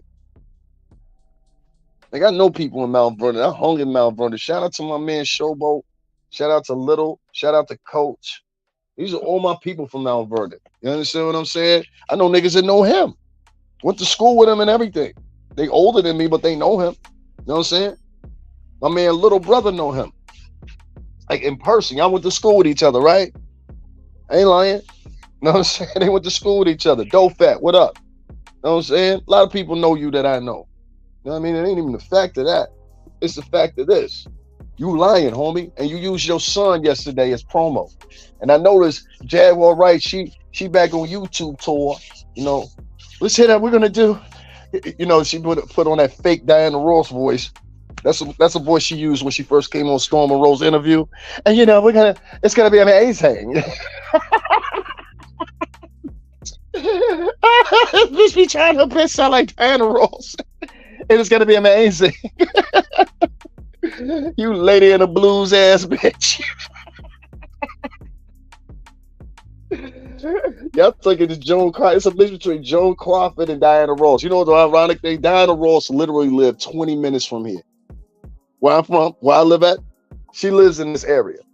Everybody knows that. You'll see her sons and all of them all around town. Sometimes you'll see the other one too, the oldest one, the most known one. What's her name? Tracy. And they see her like 4 or 5 times. They live like literally. I live in Connecticut. That's where Diana Ross lives at. But they live literally 20 minutes away from here. So there ain't nothing to see them around town or whatever. Diana don't come out that much, but the kids do. You know what I'm saying? And she got handlers to go get groceries and shit like that for the most part. Or the kids go get it. Thank you. I appreciate it. Yeah, she trying to act like she's the victim. Yeah, this nigga Pork Chop, yeah, I know what you're saying. I know exactly what you're saying. This nigga Pork Chop, he had grabbed some words of mine That's another thing that's weird about this broad too. Like, I ain't trying to pin on her too much, but that's one of the things that's weird about her too. She'll take people's words and then like basically use them as her own.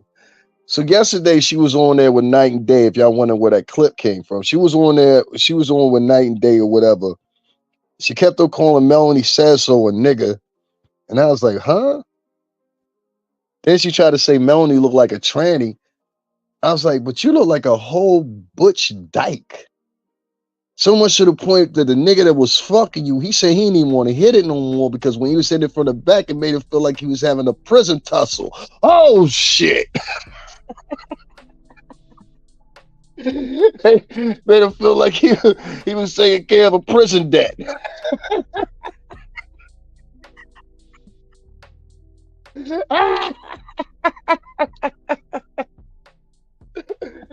Oh shit! I gotta go my fucking author half. I got to. This fucking shit that goes on over here. I swear to God, I gotta get a dose of real people again. Listen, in this little fake YouTube world, because that's what it is. It's fake. You know, people get on this joint and try to pretend like there's somebody they're not. Whatever. Well, you gotta thin that shit out in real life. So I peeped some shit that the bitch said when she was over there with Night and Day, and I said, here go another motherfucker trying to grab my personality. Listen, I ain't trying to be proud of this shit, but I was the first motherfucker that was on here talking about, well, let's really get busy there. You understand what I'm saying? And I said it the first time to the nigga Pork Chop. She had never said nothing to the likes of, I'll shoot you in your face and something like that. She said that to Night and Day yesterday. And I was like, hold up, bitch. You ain't gonna really do no shit like that. You understand what I'm saying? That's for one, because you ain't that type of bitch. Number two, you understand what I'm saying? I am. You know what I mean? And duly documented for it. You understand what I'm saying? In a legal capacity. And feel free to look it up yourself. Well, it wasn't even that, my nigga. It was the fact that it was unnecessary for her to say it. Does that make sense? It was not necessary for her to say what she said to Night and Day. And then she tried to back it up with gang talk. And I was like, nah, ma, that ain't gang. And I'm glad Night and Day had the motherfucking the gumption. You know what I'm saying? That's why I know y'all boys been out there at least a little bit. You know what I'm saying? It's like, nah, niggas don't claim that. Niggas don't claim you. She tried to claim gang. Niggas was like, niggas don't claim that. So she got that from Simp. You understand what I'm saying? Sip, what the fuck his name is. She got that from him. Now, she went, so what was the deal? You go out there, and now you think you stoned? You ain't stoned, bitch. My Uncle Daniel was stoned for real. And that's funny to say. I got to say this. Shout out to the Cabadusa chick. Because I didn't even, like, that was a small fucking world. But my Uncle Daniel, he was one of the original stone niggas. And this was my aunt's husband. And this nigga, y'all need to know what I'm talking about. If you don't know what I'm talking about, you don't know what I'm talking about. And he ended up becoming, what do you call them people? Them Hebrew Israelites or whatever. And he just went straight. After a little bit, I guess the nigga saw the money was out. This nigga goes and robs a store. And then about 10 years, you know what I'm saying? He was saying he was doing it for the liberation of the people, you know, all that talk or whatever, you know what I'm saying? But it happened, you know what I mean? But yeah, don't be out here trying to claim gang. Them niggas, they said, yo, them niggas don't claim you. That shit was funny. I said, yeah, that's some street nigga shit. They say, yo, niggas don't claim you. Don't claim them. Like, somebody want to be hooked up into that shit. By 2025, this bitch ain't gonna have a friend in the world to cry to, on YouTube or off. You're evaporating all your friendships. You're evaporating all your closeness and the last little bit of friendships you had in the music business. Consequence ain't gonna talk to you again. Consequence got a family to take care of. That comes first. And the fact that you said out your mouth, yo, let me tell y'all something. Consequence, and everybody know this, Consequence married to Gender Penn. I don't know if Gender Penn is white or Latina or half white and Latina. But whatever one of them three she fall under, Gender Penn cool as fuck. You understand what I'm saying? But Gender Penn, you could tell, you know what I'm saying? Like, you know what I mean? And so she goes on and she's interviewing the nigga, and I saw the nigga when he heard it. Cause he was like, yo, he was talking all the Muslim stuff and everything like that. My ex was a Muslim, born and bred Muslim. That's why it's funny now. Sudden time she talking about Islam and all that. You was never talking about Islam before. No, my ex was actually a Sunni Muslim. Wore the burqa, every fucking thing. I was with that woman. I still love that woman to this day.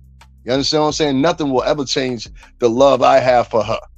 You understand what I'm saying? Not to say I can't be adapted to another woman, but that's why I laugh in the face when motherfuckers say, oh, he hate black women. I love this woman with the bottom of my heart. And if you hear this, Miss Orani, be it forsaken and be for sure you heard it right. You know what I'm saying? But anyway, moving on. You know what I'm saying? She was talking all this Muslim shit and all that or whatever. And I was like, that ain't Muslim. But like, I could tell you a couple hadiths right now that ain't Muslim. You talking about you living under the accordance of Islam, and that's what a lot of motherfuckers do. Like I'd be like, mashallah. Like you can't go out here and even the Jews would call it huspa. She's speaking huspa. You know, like you can't sit around and tell porgy pies all fucking day and try to stand on them like they the truth. This doesn't work that way, Jaguar, right? Don't you know? Doesn't work that way, sweetheart. And sooner or later, people gonna call you out for those lies. Now you're trying to attach yourself with Philly gangs. Them niggas ain't holding you down. Them niggas wouldn't hold down no silly shit like that. You understand what I'm saying? I'm saying that as first as my granddaddy from motherfucking Philly. Might be South Philly, but he's still from motherfucking Philly. And my grandfather, he would tell you right now, Robert, ain't nobody putting up with that bullshit that you running. Her own motherfucking family ain't putting up with that bullshit she running. So let's stay in the clear here, and let's just say, Jaguar, you need to find you a new hustle, sweetheart. All this hoping that something gonna pop up. I bet you be sitting at home, you be like, uh-oh, something happening. Something happened with Puff. Oh, they done went over there and investigated the house. Uh-oh, they ain't find out, but this is my time. And then you run it for like 2 or 3 days and then it runs dry. You did the same thing with Cassie.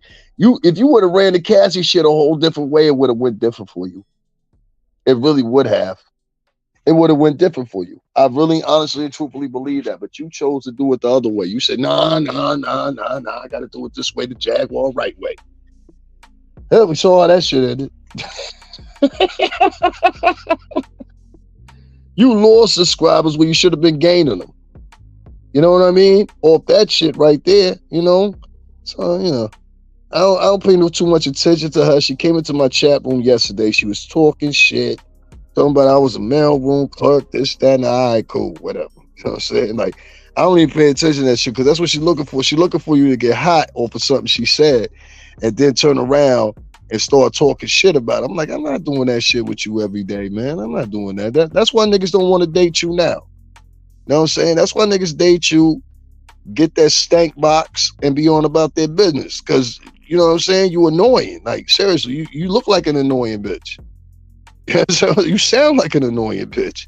I couldn't be around you more than 20, 30 minutes. You know what I'm saying? Without honestly and truthfully want to pistol whip you or some shit like that. Like, you's an annoying bitch. You know what I mean? And it's easy to say why she's an annoying bitch. Not because she's a bad person per se, because what she projects to everyone is always negativity. You will never hear nothing positive come out that bitch's mouth, ever. Everything you see come from that bitch has something to do with trauma. Every time, like, I can't make this shit up. And y'all know it just as well as I know it. So let's stop sitting here fucking pretending, acting like Jaguar's a great person or whatever. I was sitting there trying to talk nice about the bitch. The bitch turned around and went haywire on me for no reason, just so she could get some motherfucking moves. I said, oh, you must be back on tour. I get it. You're back on tour right now. You understand what I'm saying? What's the next tour date? You got one tour date with Night and Day this evening. Then you had your tour date and you showed up and did the complex over there with Storm and Rowe. You understand what I'm saying? What's the next tour date? Is that fair? Am I wrong for saying that? What's the next tour date? You did the King Pain. You did the King Pain tour. Y'all niggas gotta stop having that bitch on y'all motherfucking show, man. This bitch is not a good look, bro. That's what I'm saying. You know what I mean? I ain't trying to come at nobody and not like that, but y'all need to stop having this hoe on y'all show, man. This bitch is a waste of time. Like, think about how many of y'all niggas have donated. You know what kills me? Listen, I'm gonna say this part right here, then I'm gonna move on to the fat nigga AT2, because he said some goofy shit yesterday. And I gotta say something about him. But listen, you know what funny thing is when you lie, when you tell lies and shit like that, you got to keep up with the lies. You said you was dating Gerald Levert, Huggy, and come to find out you met this nigga when you was 15 fucking years old out of your own mouth. Yes, you did, bitch. You were 15 years old, and motherfucking at 18, you started fucking this nigga. Like, I don't get that. And anywhere I know, that's called what, y'all? Grooming.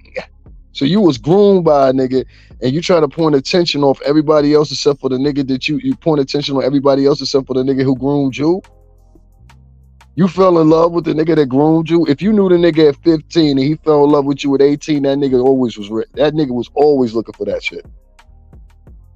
That nigga was always looking for that shit. You understand what I'm saying? He was always looking for that. You just didn't realize it. You understand what I'm saying? He was always looking for that. He was waiting for the right time to knock that boat down and motherfucker get in line with that push-eye. I don't give a fuck what nobody say. So stop sitting around here acting like you the innocent one, Mom. We really, in fact, you might be the guilty one. You might be the one we really need to be looking our eyes at and saying, something's off about this hoe. Something off about this. So I ain't trying to kill her career. She tried to kill my YouTube career. But I ain't going nowhere like Bad Boy. I'm not turning on Puff. So you get a conviction with Puff till I see Puff in handcuffs getting ready to go to jail to do that bid. And I got to know even then, because I was at the Jonathan Majors trial. You understand what I'm saying? Jonathan, I'll see you in a few minutes there too, bud. And fucking, it was crazy because they convicted him on the smallest thing they could. It was like misdemeanor charges, but the heavier charges he got passed by. You understand what I'm saying? And it was the same thing with him. There was people that were condemning him just because of the color of his skin and his gender. And that's what it seems to be with this misandrist known as Jaguar Wright. Every day she hops online. She got some, listen, first of all, how you eat pussy or have your pussy ate and you a lesbian, but you up here calling everybody the F-ball. That don't make sense to me. This is a full out dyke that sits around and she's always calling somebody else gay. You look gay. You look like you smell sweaty. You look like your pussy stink, for one. Like, when's the last time you went to OBGYN? Listen, you want a trip? Take niggas on that trip. Go to the OBGYN, right? Because, listen, in the 4 years you've been here online, I ain't never seen you except for that one time being in the hospital bed or a gurney or something like that going to get your pussy checked. Go get that motherfucking raggy muffin. Go get that muffin top checked, all right? Go get that motherfucking muffin. That's what you got, a muffin top. I seen you with that shirt raised up looking like Chester the Chipmunk. Fat fuck. That fucking fupa, she got a fupa. That bitch got a fupa. Jag and a fupa. Oh, whoa, look what they do. I got a fupa ready for you. Fupa, look what they do. I got a fupa ready for you. Oh, fupa.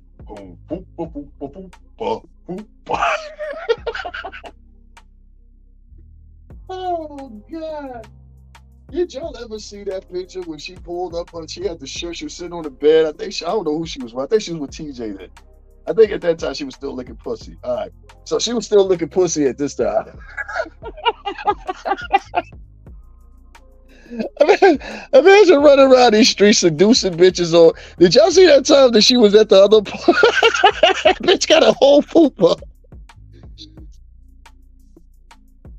Oh, look at this. Now somebody want to pretend like they in that. You're out of pocket for that. Grow up, little black boy. Well, first of all, bitch, listen. Yo soy la cubano la mareno ahí, tú sabes, claro que sí. Now, what fucking languages do you speak? Esta puta y esta sucia. And just to get a little bit more aligned, you must be mentally ill than a motherfucker if you using my homegirl shit to motherfucking address me. Like, you really gotta be a sicko motherfucker. Like, how much crack have you smoked today? Let's get that. Because let me tell you something. Anybody that goes out of their way to say shit to you, ain't said nothing to you, or whatever the case may be, or whatever the case, and then the first reaction they got is to say some racist shit or talk to you like they the mammy of the plantation. You understand what I'm saying? That shit ain't walking with me. She said, grow up, little black boy. What kind of racist shit is that? But if I said this bitch was a fucking cackling, chatting, fucking mouthy ass fucking whore, then I'd be wrong, right? But I'm not going to say that because it's Sunday, it's Easter. Okay? I'm not going to say that. If I was to say, I hope your fucking house burns down, I hope everybody in there, including you, perishes with them, I'd be wrong. But it's Easter, though, so I'm going to be nice. If I said, I hope your fucking kids get hit by a car, you know what I'm saying, and they survive and you don't, I'd be wrong, wouldn't I? Don't fuck around with me. I'm a cold motherfucker. You understand what I'm saying? You don't want to fuck around with me like that. You're going to lose every time. Guys, I'm going to take a break for a second, smoke me a little cigarette or whatever. I want y'all all to stay here. I'm going to play a little music for y'all in a few minutes. Not right now, but in a few minutes. And I want y'all to take advantage and make sure y'all go and hit up the, hit up the Cash App, man. Show me some support. Now, what I plan on doing is if y'all hit up that Cash App, right, or whatever, we're going to make some moves this afternoon. It's still early. You know what I'm saying? And y'all know me. When I say I'm going on location somewhere, I always show up there. I also would like to have a nice little Easter dinner. So if anybody wants to contribute to that, that would be nice. I'd like to go out and have me a nice little Easter dinner or something like that. You know what I mean? This lying ass bitch get online and y'all give her plane tickets and shit.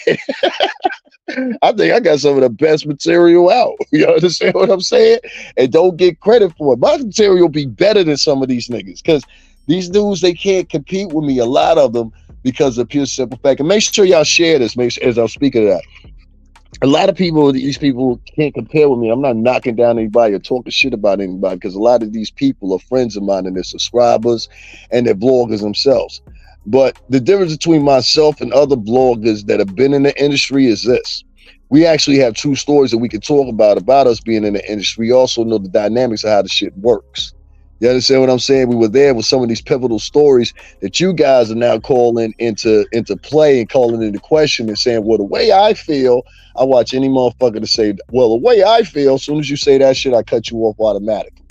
You understand what I'm saying? If you didn't know, once you say, well, the way I feel, I cut you off automatically. So if you guys want to enjoy, you know what I'm saying, get involved or whatever the case may be, make sure y'all hit up the Cash App right now. Show some love to me or whatever. I put in a lot of work or whatever the case may be, as y'all can see, and I'm always direct with my shit. And there's a lot of stuff that I don't talk about on here because it's just not meant to be talked about. You understand what I'm saying? But do I believe that Puff is guilty? No, I do not. Do I believe that they will convict Puff? No, I do not. Do I think Bad Boy is over? We ain't going nowhere. We ain't going nowhere. We can't be stopped now. It's just Bad Boy for life. And many of y'all that's in the industry, let me send y'all a message. When this is all said and done, and it will be, when this is all said and done, and Puff's been cleared or whatever the case may be, y'all remember to keep that energy that y'all had. Y'all remember what y'all said.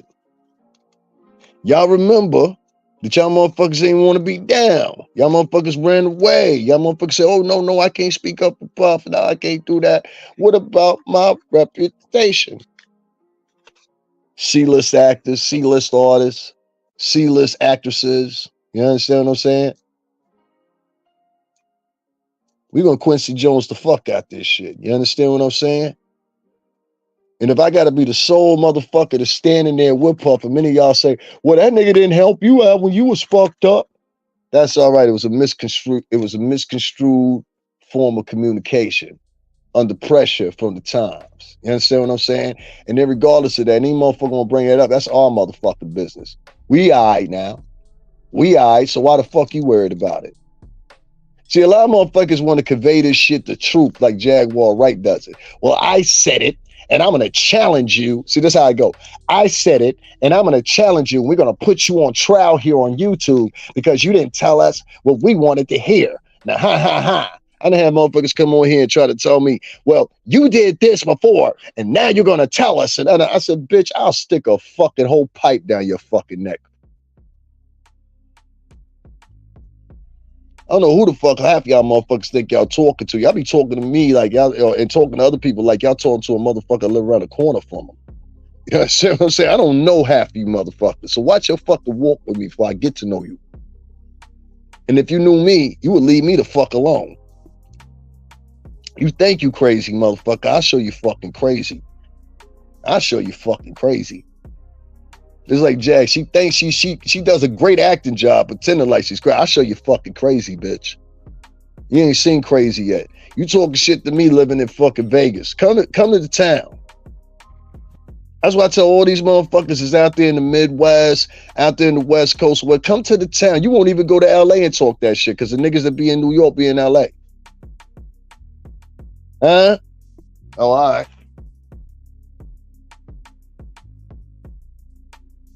Don't say nothing in your bedroom or in your little makeshift studios that you wouldn't say in public. That's the point. That you wouldn't say if a motherfucker come up to you and ask you that shit. See, I'm prepared for nigga come up and ask me that shit. Yo, what did you say, nigga? This is what the fuck I said, and what the fuck you gonna do about it? You gotta be prepared. Y'all niggas ain't prepared. Most of y'all is motherfucking part-time nurses. Half y'all motherfuckers ain't never had a job beyond Burger King.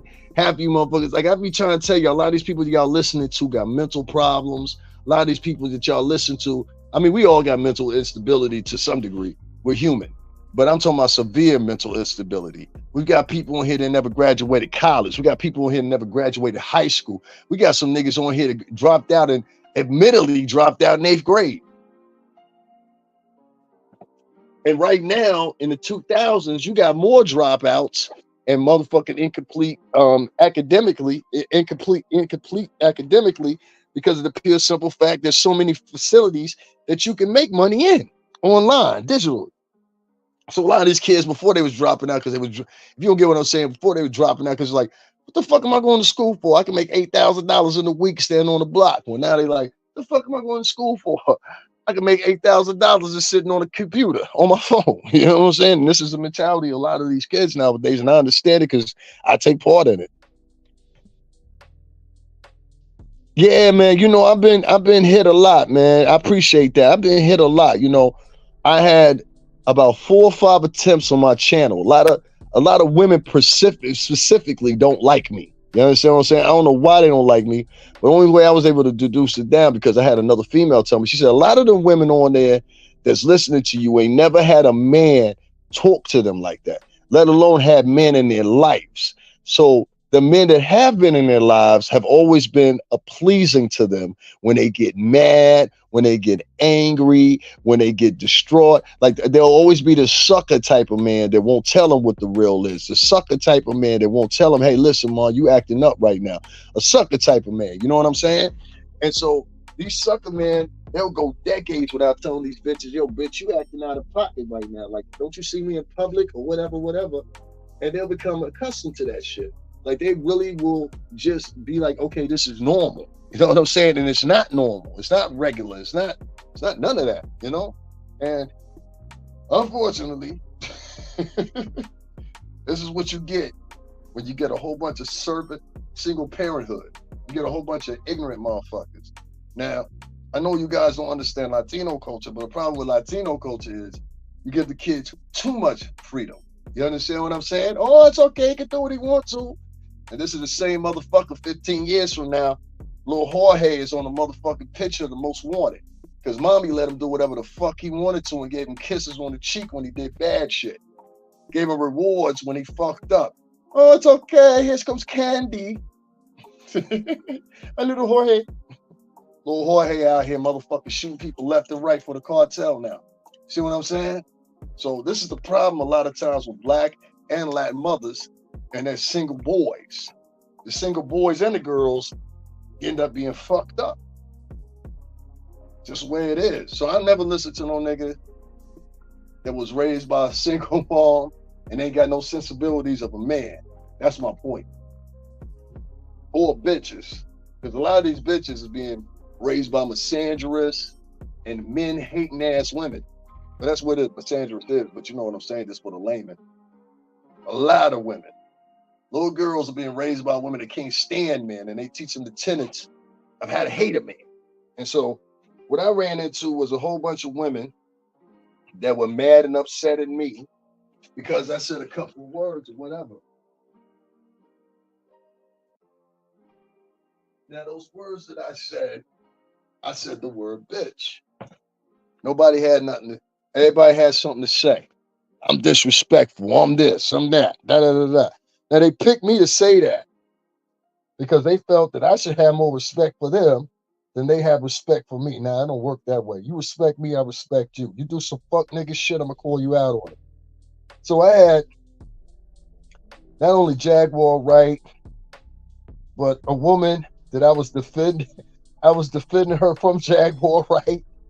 You understand what I'm saying? She turned up and did some slick shit. Then there was another bitch that didn't even know me that was a friend of hers, turned up, said some slick shit.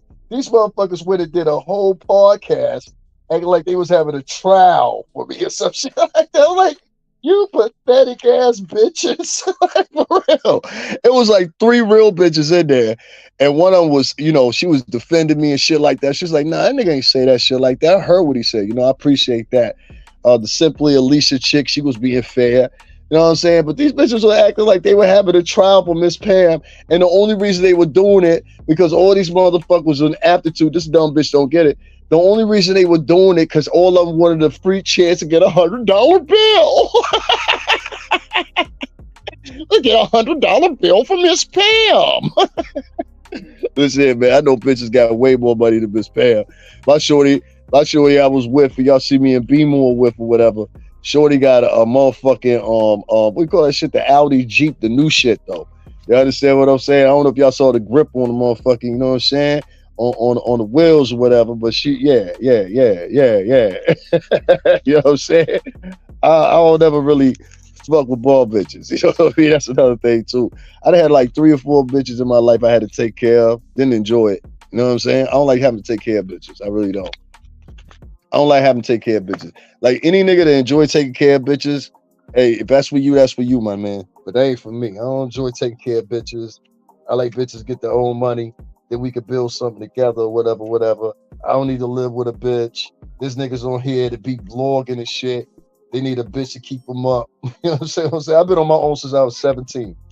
I had 2 times in my life I lived with a woman. You know what I mean? And that was one time when I was moving, and there was another time when I was involved with a certain Puerto Rican female. I ain't gonna say her name because she be getting bent when I say her name. But that was it. Other than that, my whole adult life I've been on my own. I ain't never had to go back and live with my uncle, start doing lives on the motherfucking kitchen. When I was fucked up on here during the pandemic, there was literally chicks on here that were asking me. It was like, yo, you come stay in my house. You want to come stay here? I was like, nah, fuck, nah, bitch, I'm good. For real. I said straight up and down, nah, bitch, I'm good. If you was here, then you remember that. I always been an honorable nigga, man. You know what I'm saying? There's people that send me cash apps, and if I don't like your flow, I'll send that shit back. I don't give a fuck how much it is. You know, that's just me. Now, moving on to AT2 real quick, because that's enough of Huggy Pampers. That bitch get me upset. But basically, her and Miss Ham and Evangelist such and such, they went into these little private rooms and shit or whatever, and they've been doing it for like the past week. And, you know, it's crazy because they telling motherfuckers, yo, don't fuck with him, don't donate to him, he fucked up, da-da-da-da-da. And these bitches was all down my throat, right? But these 2 bitches is capped because y'all sitting back and y'all listening to Jaguar sit here called Miss Melanie Say So, a nigger. Y'all sat behind, at least Evangelist such and such did, when Jaguar was arguing with Cat Medusa and they was calling each other's bitches back and forth. That bitch ain't do nothing to intervene. So you only intervene when it come to men. And I'm trying to tell y'all, all that fucking mammy approach shit, like somebody just came in here and said, hush your mouth, little black boy. All that shit don't work with me. And honestly and truthfully, you sound like a fucking tap dancing ass coon if you say little black boy to me. Like, that shit is corny as fuck to me. Like, in real life, you do realize I'll punch you in your fucking mouth if you said some shit like that to me, right? Exactly. She ain't say shit. It was over there with King Pain. It was over on King Pain's channel, and it was Cat Medusa and Jaguar. And I swear to God, them girls called each other bitches probably like 19, 20 times. And the bitch was in there, and she didn't say, she was literally in the chat typing shit. That's why I said something to the bitch. You know what I'm saying? Because I really didn't have nothing to say to the hoe. You know what I'm saying? Because this is an old hoe. Trust me when I tell you this. This ain't no fucking evangelist. This is an old hoe that knew how to get the paperwork to be called an evangelist. This is an old hoe. Trust me when I tell you. I know an old hoe when I see one. You know what I'm saying? There's older women that's sexy. There's older women that are successful. There's older women that still look good. And then there's older women that at one time they was a hoe and now they're trying to clean up their image. Even if they was married, you was still a hoe. You was a hoe before you got married. You understand what I'm saying? This one nigga was stupid enough to keep you. You know what I'm saying? Oh, y'all ain't know that hoes get married? Y'all ain't know hoes get married? Hoes get married? Shit, hoes get married all the time. You ain't special because you got married. Hoes get married all the time. They got a chapel out in Vegas where hoes get married. What the fuck are you talking about? I seen that in my head out of 5 minutes. You seen it too, right? Yeah, they was in there lying like a motherfucker. You know what I'm saying? So collectively, Miss Ham and Evangelist such and such got 2.3K subscribers. The people go like, there's a big gender thing that goes on here in YouTube where if you're a man, the men won't donate to you unless you're talking like a woman and you're talking about a woman. Isn't that weird? So that's why I don't like really partner up with none of these, you know what I'm saying, minority men or whatever, because for the most part, most of these niggas is soft. They bend their ass down to motherfucking women just like that. So I really don't fuck with a lot of these niggas, you hear me? But a lot of these motherfuckers, the women, they pretty much operate like, and this is where you fucked at. They operate like, well, you're cool and we'll donate to you until you say something we don't like. Now, when you say something we don't like or you don't go along with the program we don't like, then we're not going to support you anymore. We're going to tell all the rest of the sisterhood don't support you. I said, damn, that's a real fucking lame. Like, them bitches came at me like I was an old white man and I came in here and I called somebody a nigga. But here you go, you got Jaguar Wright vividly and brandedly calling another woman a nigga and nobody said nothing. Y'all want to hear it again? Quit YouTube. What happened with that? What happened with you quitting YouTube? Exactly. What the y'all hit? Make sure y'all hitting that like button because this dumb bitch is stupid. Make sure y'all hitting that like button. You too easy. You're too easy. You're too easy. You came over here for content. I thought you quit YouTube. What happened with that? I thought you quit YouTube. What do you? Okay, then what? You're just a nigger. I thought you quit YouTube. What happened? Nigger bitch. I know. You're anyway. a nigger. I know. Anyway, I know. I know. You have 2 court dates coming up, and I'm felony facing. Get it together, sweetheart. Get it together, sweetheart. Get your criminal record in order, sweetheart. That's what you do. And go over there with all. I'm lost, but ain't nobody saying nothing. You feel me? What was Evangelist such and such? What was Miss Ham? Where they at? They ain't say nothing. And this is the second time I got to see that shit go on. So I said, oh, okay, I get it. Y'all bitches selective when it comes to the men. The men can't say this shit, but the women can. Bitch, get the fuck out of my face. Get the fuck out of my face so I smack shit out of you. On my mother. Get the fuck out of my face so I smack shit out of you. You ever sit in my fucking face and tell me it's okay for you to say bitch, hoe, slut, and all this shit or whatever, but I can't say it because of the respect of a man. I have to be respectful as a man to you. I say, fuck you. Because you'll say worse to me and have said worse to me. So I don't have to sit there and pretend or whatever with the crowd that I'm one way when I'm another way. In fact, you should respect me more because I don't have to put on fakes and frauds and things like that. I don't have to change my voice up with the octave of my voice, so I don't have to pretend like I'm an extra nice person. And hi, my name's AT2, and I may or may not be gay. It's up for you guys to decide. And AKA, my name's Pooh Bear. Like, this is goofy ass motherfucker. This is the nigga y'all support. Now I'm like, yo, what the fuck is going on in urban America, period, that the people that y'all listen to are goofier than a motherfucker. The people that y'all follow are goofier than a motherfucker. The people that y'all support are goofier than a motherfucker. Because let's not forget, niggas was papering up Jag for the past fucking 4 years. It wasn't until now y'all done had enough. Miss Ham Gave her $3,000 and just tried to tell me it was only $1,000. She just gave her $1,000 for her and TJ to go get their hair done. Who the fuck does it cost $1,000 to get your hair and makeup done? Get the fuck out of here. These said both of them bitches put together make an equal 6. You understand what I'm saying? Both of them, her and TJ, no, fuck that. They make an even 3. You understand what I'm saying? I want to fuck Jaguar Wright as much as I want a fucking nail in my toe. Get the fuck out of here. Guys, I'm going to give you a moment here. We're about to hit the 2-hour mark. I only mentioned my Cash App one time, unlike these other motherfuckers. Hit the like button, hit the like button, hit the like button, hit the Cash App, hit the like button, hit the like button. So I appreciate y'all showing me a little support or whatever. I don't get much on here a lot of times because a lot of women have been out here on purpose trying to destroy my name for whatever reason. Some of them are scared of me. Some of them are jealous of me. Some of them are just sabotaged at work. You understand what I'm saying? But make sure y'all hit that. I'm gonna let my uncle speak his piece real quick. Look, where's that goddamn money bowl at? Who got that money bowl? We taking that money right now before you leave this bitch. We ain't leaving out here for free, motherfucker. Where that money bowl at? Don't have any fight this bitch off now. Where that money bowl at? Oh, chill on him, L. Chill on him, all. Chill. Hold on, I'll say he won't say it again. Look, where's that goddamn money bowl at? Who got that money bowl? We taking that money right now before you leave this bitch. We ain't leaving out here for free, motherfucker. Where that money bowl at? Don't have any fight this bitch off now. Where that money bowl at? Where that money bowl at? Where that money bowl at? Make sure y'all hit up the Cash App right now. $STRINGERBELL80. I'm going to take me a cigarette break, ladies and gentlemen. We will be, you stupid at that. She got a lot of faces and a lot of voices, the Jedi.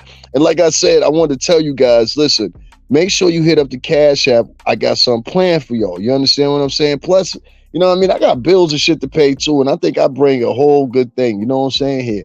Niggas didn't want to help me out with my new purchase of my 2 new motherfucker. What's the name? So I said, all right, you know what I mean?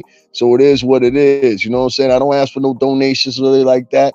I barely mention it or whatever the case may be. So y'all make sure y'all hit up that Cash App, just like every last other fucking podcaster. And a lot of you niggas will be in here and be raising up. I can't believe he asked for a Cash App. Why the fuck not? When the niggas you just left from listening to asked for Cash Apps, and they said it repeatedly the whole time. When some of these niggas out here talking about they got goals for the night, they got goals for the week, but it's terrible for me to ask for Cash Apps, right? When y'all paying for a bitch to stay up in the Hilton and shit like that for months with her lesbian girlfriend, when y'all flying bitches out to see and get fucked by niggas in Chicago, don't come at me with that bullshit. That's all I'm saying. And Nathan Jackson, if you don't want to support, that's fine. Stop putting in little whatever you was putting in my chat room. That's not up for you to do. This is my station. You understand what I'm saying? If you don't want to help out, if you want to be one of them black men, I'm solely for myself. You're going to fall by yourself in the end. You ain't going to have 3 motherfuckers to help carry your casket in there. Guys, I'll be back in a few seconds here. I'm going to make sure I take me a little break. I'm going to play some music for you guys. Hope y'all enjoy. Don't leave. I will be right back. I promise you. You understand what I'm saying? So don't worry about that. Give me about 10 or 15 minutes. Just pile on back here. But we must take a break. And make sure y'all hit up that Cash App or whatever. Support the channel. Please. I appreciate it. And you know what? I'm going to take y'all with this right here since we talk about Cassie and all that. This is the original version right here. Many of y'all don't know that song was not intended for Cassie. In fact, they tried to work that song 4 times and it never worked out. This is who it should have stayed with and stuck with and cultivated a little bit with the original ones. And shout out to Brian, you already know, who's recorded Me Too. You understand what I'm saying? Who put this down.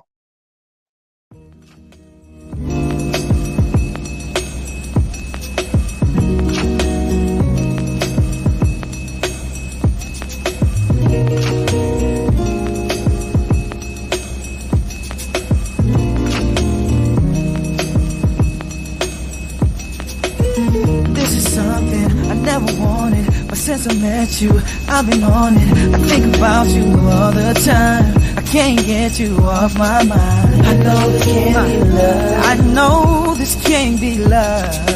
Baby, it must be love. Baby, it must be love. Oh. Thinking of going all the way. I wanna show you, but I'm afraid. I know you say it's all on me. Maybe tonight I'll let you see. I know this can't be love. I know it must be love. know it must be love.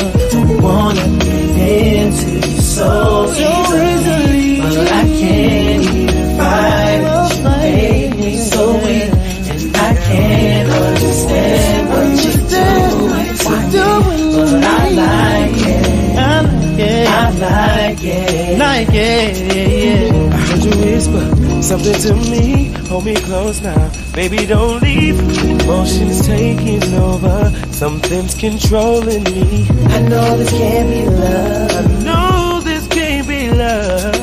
Baby, it must be love. Baby, it must be love. What am I feeling?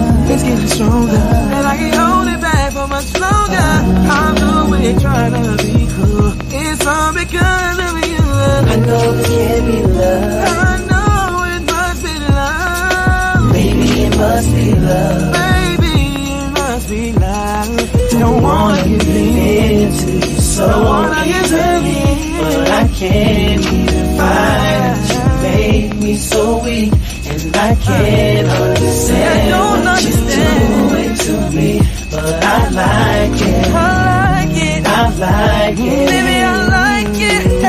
The way you make me feel got me going crazy. Tell me what you're doing tonight. I'll be there right away. Take a ride with me, shorty. Oh, you know I'm gonna give you my love. Girl, I'm so glad that you're mine. You wanna spend some time with me. It's so easily, but I can't even fight it. You made me so weak, and I can't understand what you're doing to me. What you're doing to me. I like it. Said I like it. I like it. Ooh, I like it. Don't wanna give in so easily, but I can't even fight it. You made me so weak, and I can't understand what you're doing to me. I don't understand. I like it. I like it. I like it. I like it, yeah.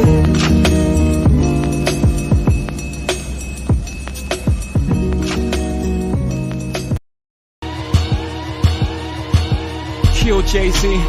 They'll never love you, you'll never be enough. Let's just keep it real, Jay-Z. Fuck Jay-Z. I mean, you shot your own brother. How could we know if we can trust Jay-Z? And you know better, nigga. I know you do. But you gotta do better, boy. You owe it to Blue. You had no father, you had the armor. But you got a daughter, gotta get softer. Die, Jay-Z. This ain't back in the days. You don't need an alibi, Jay-Z. Cry, Jay-Z. We know the pain is real, but you can't heal what you never revealed. What's up, Jay-Z? You know you owe the truth to all the youth that fell in love with Jay-Z. You got people you love, you sold drugs to. You got high on life, that shit drugged you. You walking around like you invincible. You dropped out of school, you lost your principles. I know people backstab you, I felt that too. But this fuck everybody attitude ain't natural. But you ain't the same, this ain't kumbaya. But you got hurt cause you did kumbaya.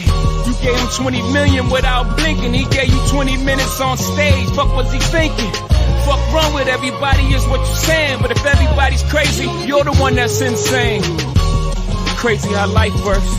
You got a knot in your chest. Imagine how a knife hurts. You stabbed over some records. Your excuse was he was talking too reckless. Let go your ego over your right shoulder. Your left is saying finish your breakfast. You excellent, knowing all along, all you had to say you was wrong. You almost went Eric Benet. Let the baddest girl in the world get away. I don't even know what else to say. Nigga, never go Eric Benet. I don't even know what you would've done in the future of the niggas playing football with your son. You would've lost it. 13 bottles of Ace of Spade would've did the Boston. Nah, Jay-Z. Bye, Jay-Z. Baby, don't go. Baby, don't go. Baby, don't go. Baby, don't go. Oh, baby, don't go. Yeah, baby. Baby, don't go. Oh, yeah. Baby, don't go. I see you calling. Thankful that you're thinking of me. And it's true, I'm falling. And now I'm feeling I could give you the best of me. And you make it so hard to say no. 'Cause every time I'm with you, do things that I like. Every touch, how you talk makes me wanna believe in love. Can't get you off my brain, you do those things that I like. You do those things that I like. And we're making time that I don't have. Just to see you smile, baby. So come to me, and give me space, and ask for loving. 'Cause every time I'm with you, do things that I like. Every time, how you talk makes me wanna believe in love. Can't get you off my brain, you do those things that I like. Yeah, you do those things that I like. I wanna love you like my first love. Can you be down like my first was? Can you keep me safer than combinations? Can I move around with you with no hesitation? Can you ride for a nigga like a chauffeur? Niggas talking shit, shoot the club up. I ain't talking Range Rovers, I'm talking jets. And I ain't talking now, I'm talking next. Come on, let's go. Every time I'm with you, do things that I like. Every time, how you talk makes me wanna believe in love. Can't get you off my brain, you do those things that I like. You do those things that I like. You got my heart. If I can breathe, I don't know. You got my heart. You got my heart. You're the only one. If I can't be with you, oh no, I don't know what to do. You got my heart. You got my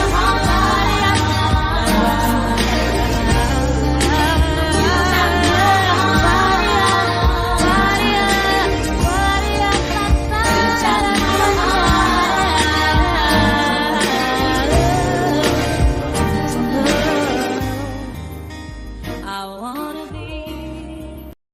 Hope she does it for you, close to what I did for you. No, you don't like it flashy. I always kept it classy. You should be so embarrassed. Book that one way to Paris. On a 12-hour flight with just your. I couldn't wait, I'm on the way, I'm on the road.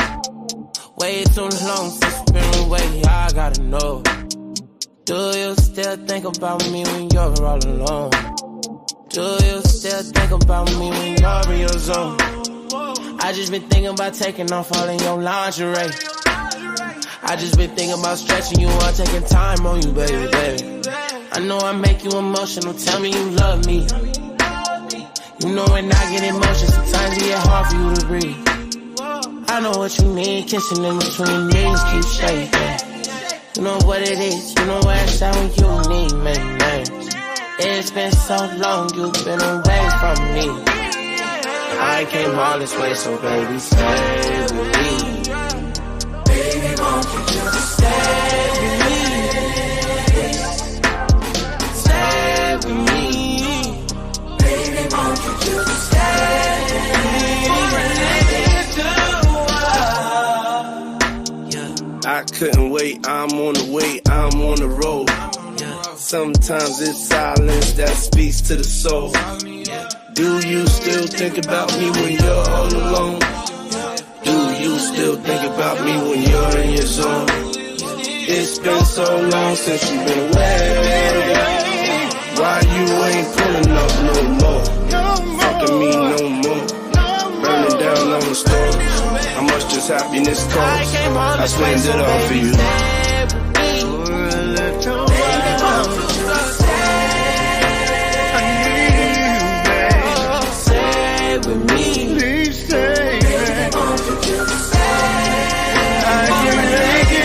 myself. Won't you stay? Won't you stay? Won't you lay? Won't you lay? Stay with me. Stay with me. Stay with me.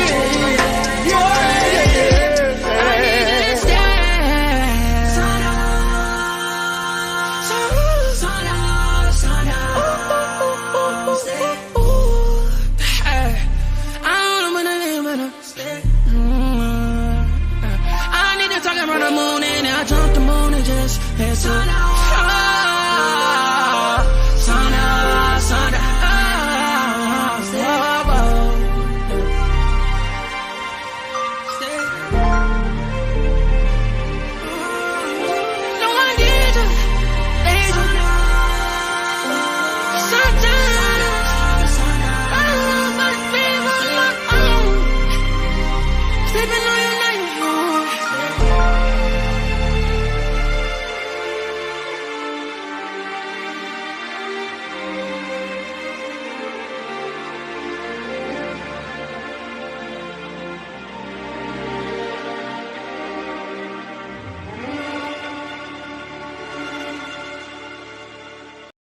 Patient, patiently waiting. I've been faking for a long time, and now I want you.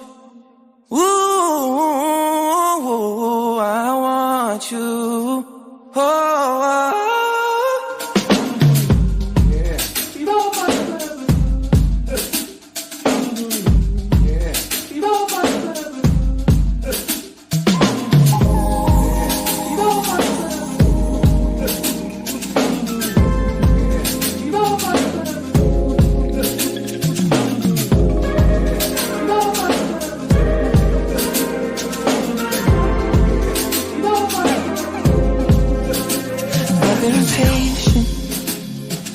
Patiently waiting, I've been faking for a long time. Now I want you. Ooh, I want you. Oh, you got me all of my feelings. Why is it taking this long? I need you running, running, running to my arms. Jealous for you, but I just can't help it.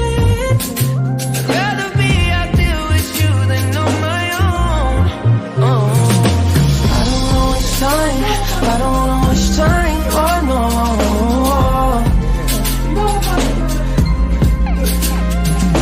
I don't wanna waste time, I don't wanna waste time, oh no.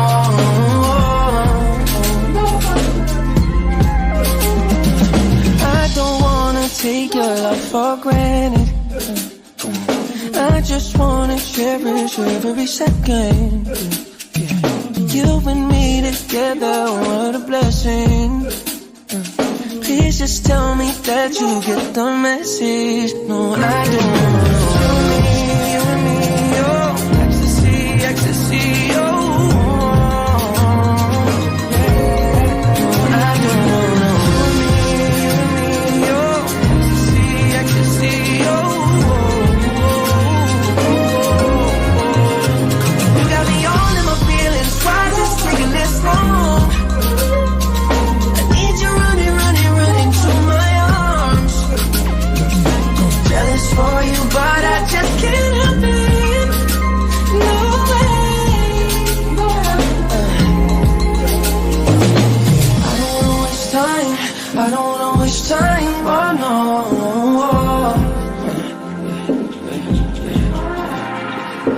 I don't wanna waste time. I don't wanna waste time, oh no. No, Yeah, come on, let's work. I don't wanna waste time, I don't wanna waste time, oh no.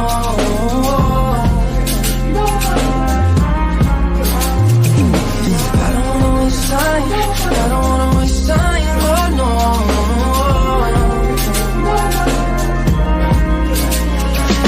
Get in your bag, stay in your bag. Get in your bag, stay in your bag. Get in your bag, stay in your bag. Get in your bag, stay in your bag. Get in your bag, stay in your bag. Get in your bag, stay in your bag. Get in your bag, stay in your bag. Getting you back, sending you back.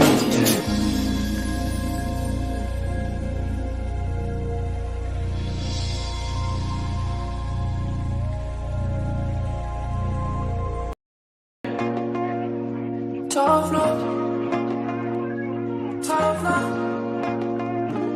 I'm above it.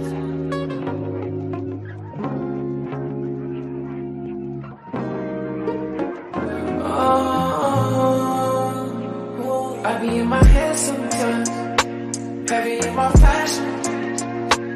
It's my pleasure. I know about passion. I just need that person. Baby, I know you. Baby, not normal. Listen to my voice, speaking through your one red lips.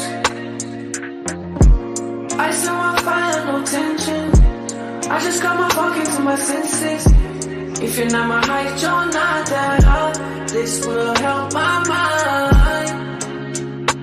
Shame on me for how I've been living. Hey, never had a plan B. Say you wanna sit by me when you wanna hang on me.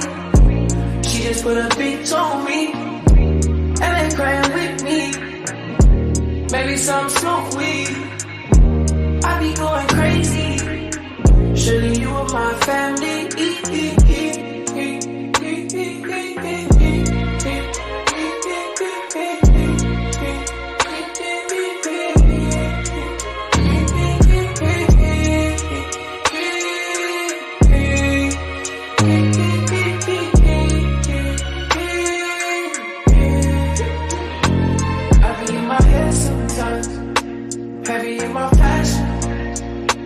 It's my pleasure. I know about passion. I just need that person. Baby, I know you. Baby, not normal. Listen to my voice, speaking through your one red lips. I still want fire, no tension. I just got my fucking to my senses. If you're not my height, you're not that high. This will help my mind. Shame on me for how I've been living. Tell me, baby, is it real? Or are you alone as well? Drowning in your feelings too deep. You know that I'll be right there.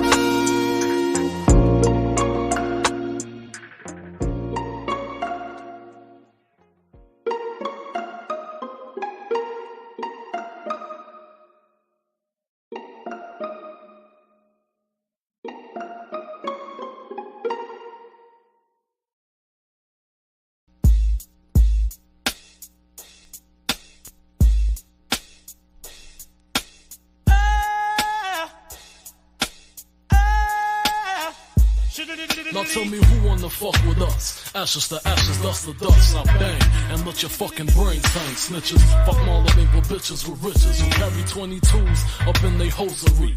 A black teller when my father bustin' and loaded me. Think he just finished sniffing the key and dipping the D's. Don't hate me, hate Nicky Barnes for hitting my mom's letting the condom pop. Nigga, I was born in the drop. Coke boiling the pot. Shake the feds and bust shots at them street cops. Fuck your point is. My point is double fours at your fucking jaws pointed. Hollow point shit. 4.6. Need I say more? Or do you get the point, bitch? Come on. What type of nigga slanging bang in the streets? Bad boy. What type of nigga stay in the trunk for weeks? Bad boy. What type of nigga fly Bentley cool? Bad boy. Aim for the sky, caught the shit, then shoot. Minks dragging on the floor. Banging on your horse, second the Christ scientists examining for flaws. Pour the crystal on the way to trial. Rico Law got a nigga head hurting, squirting till they pull the curtain. Let the money drip dry. $100 bills wipe the tears from my eyes. No love, fuck y'all niggas. Hope you die slow death as I coke test and see the Loris Tucker protest. Can't fuck with you weak rap niggas, with your gay raps. Running around talking this and talking that. See me in the streets, try to give me that. Andrew Cunanan ass niggas. My two cannons blast niggas, ass niggas. Got me fucked up in the game. Get your shirt stained. Keep your 5 mics, nigga. Give me the cane. Do the shit to clean my money, dummies. Gleam the wrist out. Cock the pistol. Nigga, talk shit now.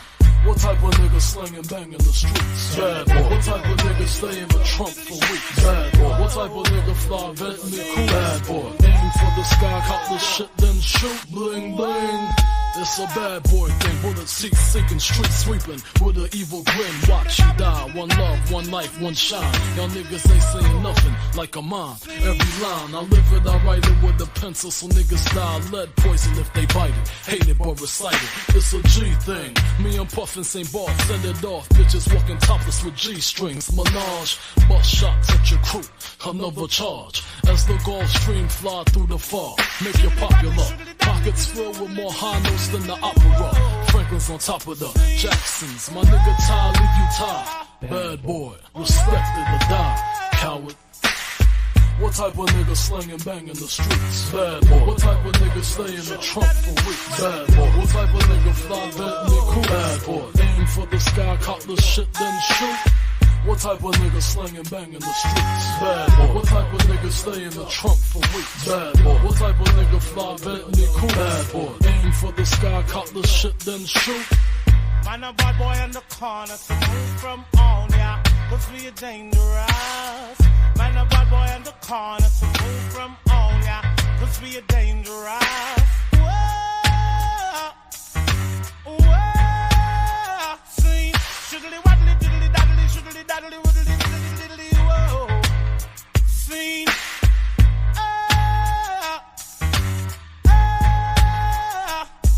shiddly wobbly diddly daddly diddly diddly diddly daddly diddly, shiddly daddly diddly widdly diddly, shiddly diddly widdly, whoa, see, shiddly wobbly diddly daddly diddly diddly diddly diddly, whoa, see, man a bad boy in the corner, so move from on ya, cause we are dangerous. Man a bad boy in the corner, so move from on ya, cause we are danger, danger, dangerous.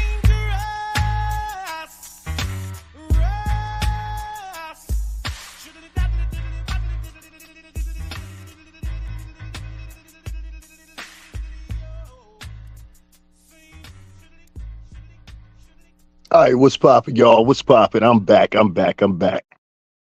had to give me a cigarette. I had a video fucking chat just a few minutes ago. Niggas told me good job, so I said, all right. You know what I'm saying? I'm trying to be career minded. You know what I mean? So we back. You understand? I appreciate y'all bearing with me that little couple of minutes or whatever. Let me get a smoke in, all that stuff or whatever. Give me something to drink. I needed that. Yo, man, y'all make sure y'all hit up the cash app, man. $STRINGERBELL80. You know what I mean? David Lewis got things he got to take care of too. You know what I'm saying? So I need that love from y'all just as well. So make sure y'all hit up the cash app, support me. We're going to continue the show here, talking about a few other things that were on my mind. You know what I'm saying? About all this talk about Puff, all this. You know, it's real disparaging to see how many people have piled on this and how many people have gone in and how many people have sat up here and just said whatever they wanted to loosely, but ain't never been around Bad Boy, ain't never been around our fam, ain't nothing like that. Now you see this picture up on the screen. This is me and Poe right here. This is at our old office, 1540 Broadway. You don't believe me? Go ask Big Midwest. Shout out to Big Midwest, aka y'all know who I'm talking about, Gene Dill. Go ask him where that was at. That was there. You know what I'm saying? Shout out to BMG Burlesman Music Group. Shout out to Arista Records, founded by Clive Davis in 1975. 1975. That's a long time ago. You know what I mean? I want y'all to hear something real quick, and I'll be right back. Go ahead, Isaiah. Go ahead. Why do you self-sabotage yourself in all your No, I sabotage relationships I don't want.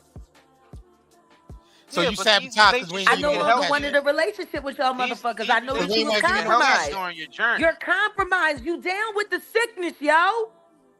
Jag, you the one that's sick though. Jag, you no, y'all sick. Y'all crazy. Y'all like fucking 13-year-old girls out by Camden County College. Yo, K Solo, real rap. Why you fuck that little girl? No, for real, K Solo. Why you fuck that little girl?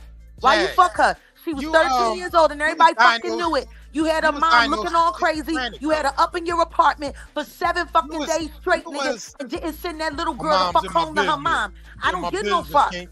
Like, for real, K Solo, why you was fucking them little girls like that down there in Blackwood, New Jersey? Like, why? I let go.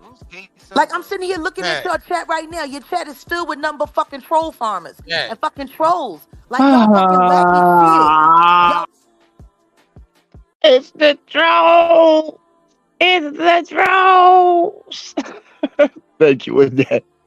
And do y'all believe that to this day, with no fucking failure, there are people actually still donating to this nutty motherfucker?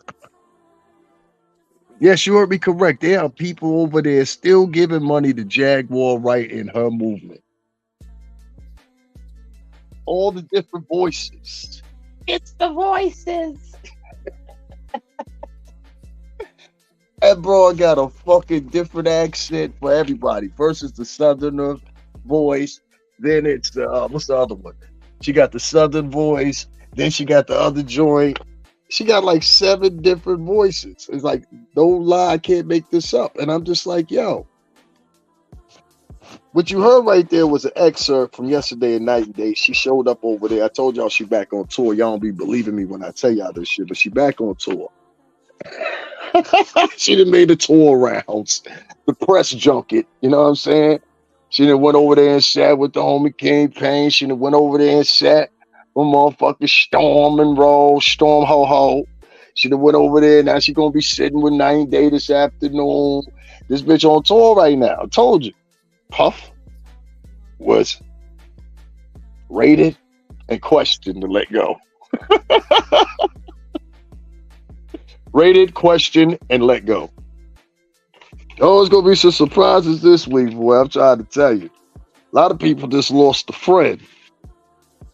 A lot of people just lost an ally. A lot of people lost.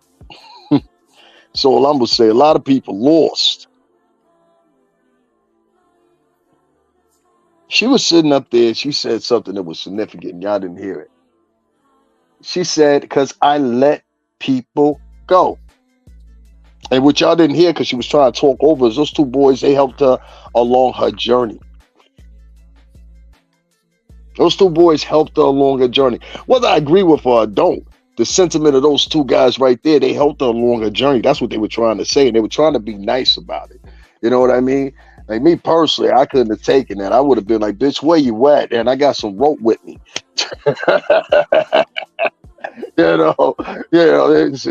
It couldn't have been me. You know what I'm saying? But I'm just saying, I'm not disputing them or talking down to them. I'm just saying they got way more patience with that shit than I do, because I would have seen that bitch. Like, for real. There's another part that I'm not going to play within that same diatribe where she claims that she's going to shoot them in the face. And I said, whoa. You weren't talking like that online. Oh, I get it. You listen to one of my joints and they inspired you. I inspired Jaguar Wright a lot. Like she pretend like she don't like me. The bitch loves me.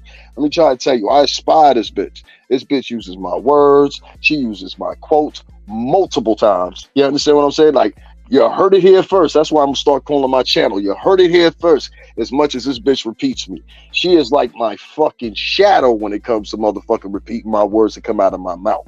I don't know if she likes some of the shit I say and she just want to keep it or whatever. Bitch, it don't work like that. Stop stealing my shit. I ain't stole your music. I ain't stole none of your lyrics. I ain't stole no sound bites from Jaguar Wright. So stop stealing from me, bitch. I appreciate you. I really do. I heard her mimic you a lot. Yeah, she's mimicked. She mimics a ton of people. I'm one of them. Because I've heard other vloggers say the same thing. She takes from people. Like, for example, the whole thing with the Donat kid. You can like him, don't like him, whatever the fuck. It doesn't matter. You know what I'm saying? He's never shown me any disrespect. He's always been polite when he's come over here. You know what I mean? He hasn't gone that angle. Yo, I want to do an interview with you. He hasn't done any of that shit. You know what I'm saying? So for the most part, I ain't got nothing to say about Donat. Now, whatever situations the people got with him, whoever the vloggers may be, male or female, that's what y'all. Don't nobody support me. I was going for 25 minutes. Ain't one motherfucker hit me with a cash app. And I think I divulged some big time shit on here that other vloggers will use on their shit and get donations. There's been a paradigm that has been set around me. You know what I'm saying? There's been a parallel that's been set around me that from these women that are like toxic, like Jaguar Wright, even though they don't want to admit it, they're toxic just as much as her. And they started a whole campaign that they said, don't donate to Davalus. It actually started before that with Jaguar Wright. So that's why I partially blame her too. So this is how the women are playing online nowadays. So for all y'all niggas in the simp market, please understand and expect this. If you fall down on your ass, these chicks are not going to help you. You understand? You can talk all that man shit you want to, whatever, but I can point you to hundreds of white men. If they fall into a bond, their woman is right there. I can point you to hundreds of motherfucking Latin men that if they fall into a bond, their woman is right there for them. These women are not there for you. And they let me know that too. It's not like I'm projecting it or I'm saying, oh, this is the way I feel or I hate a skew of women. No. It's quite the honestly the opposite. These bitches don't like us. That's what it really boiled down to. It really boiled down to, and I got the worst of both worlds. I'm black and Latino, nigga. You understand what I'm saying? I'm black and Latino. So I got the worst of it. So what I'm trying to tell you guys is, maybe it's not us. Maybe it's the women. You need another example? When she did this sit down, and I'm talking about Jaguar Wright, right? When she did her little sit down with Storm and Roll. Hold on, y'all. Let me fix some shit real quick. When she did her little sit down with Storm and Roll, it was supposed to be about Puff. Somehow or another, it changed into 13, 14, 15 other motherfuckers that were, except for two of them, men. And the women were just mentioned. They wasn't going into depth or anything like that or whatever. They was just mentioned. But the men, all of them had the same file. He gay. He done did some gay shit. He done fucked around with gay people. This nigga sodomite. He fuck around with kids. It's always the same mantra for all these men or whatever. Mind you, these are the men she partied around or whatever for years. So, bitch, what did it take? It took the person you ran into, number 4, number 5, number 6, number 7, or was it the 8th person you ran into like that made you finally decide, you know what? Maybe I should say something. You ain't say shit. That's what I'm talking about, that AT2 nigga today, because nigga, you said some shit that I should have said. I said about you before. I said, and I hate the only legitimate niggas in the whole circle, they got an argument as far as they used to fuck with Jag and they don't fuck with Jag, but if they wanted the option to fuck with Jag again, they could. It actually is only 2 people, King Payne and Night and Day. They're the only 2 motherfuckers that should actually be able to be afforded that option or whatever the case may be, because they stuck with the same narrative from the beginning. Does that make sense? They stuck with the same, this is what they do. You understand what I'm saying? I always say the same shit. I don't give a fuck if you do what you do. I could be friends with you. You can hate Puff. It's okay. You understand what I'm saying? You can think Puff going to jail tomorrow. But the thing I respect is when you do your journalism the way you do it, you don't have to reach in and grab salacious thought or somebody salacious, in my opinion, like Jaguar is. You know what I'm saying? I think she's very salacious. You pound on 12 other men with that nigga Storm and Rose. Storm, you be walking around here like you worth $1 billion. All right, nigga. Keep talking that shit for the people. You see where you're meant to end up, huh? That bitch still can't pay that shit off over there Fox Soul. They playing the shit out that bitch. They giving that bitch that, yo, listen. They giving that bitch that contract, right? On purpose. All right? Cardi, you from the Bronx. They gave that bitch and offered that bitch that contract on purpose. Walk my word. They gonna arrest that bitch on that shit. One more word. They gonna arrest that bitch on that show. Or they gonna arrest that bitch in the mix of it, and she can't do the show no more. What they want to do is they want to ground her in America. Now she be taking off the flight and all that shit or whatever. But there's no way legally to bind her here based on the situation she's got. She's just got a judgment against her. But there is a way to keep her here and make sure she's here, and therefore we can show that she's having some variable income. How was that? Fox Soul. Give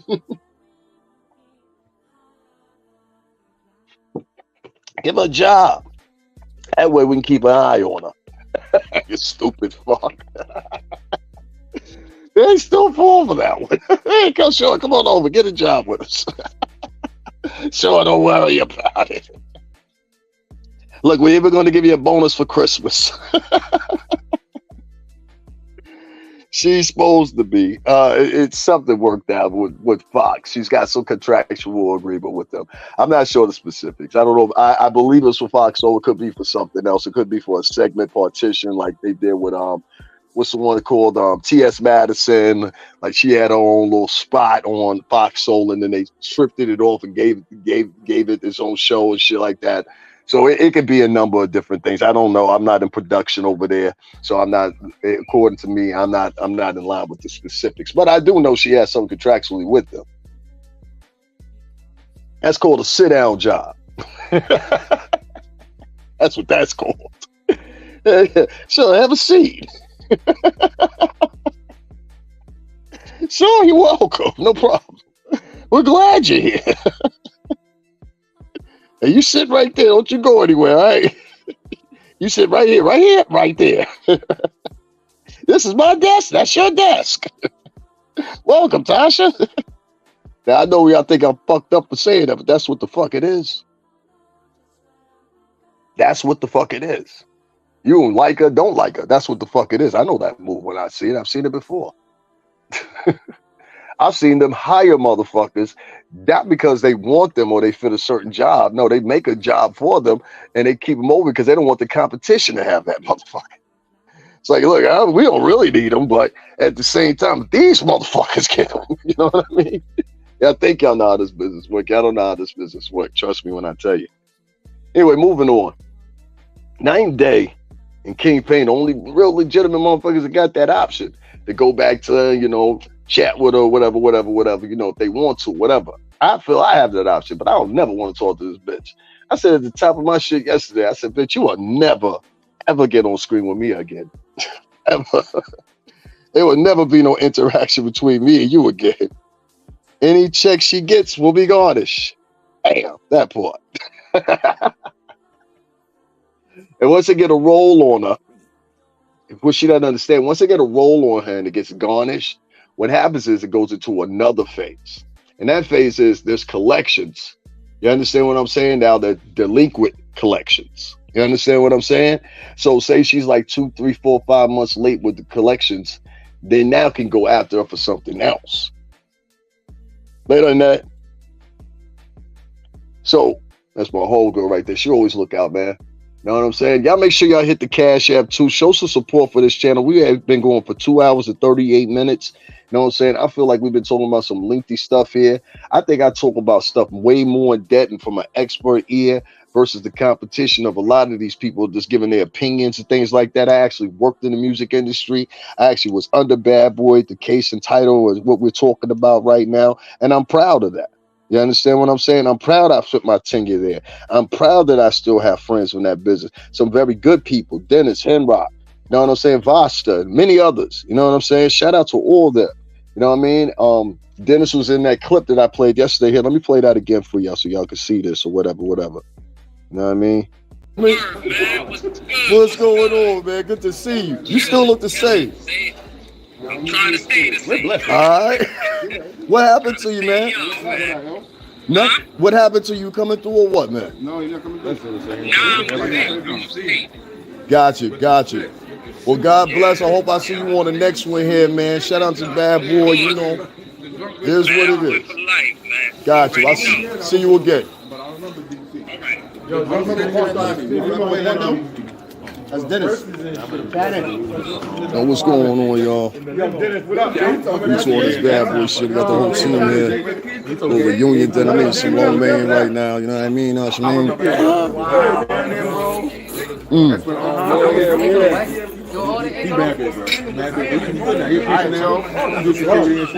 whole Bad Boy family here.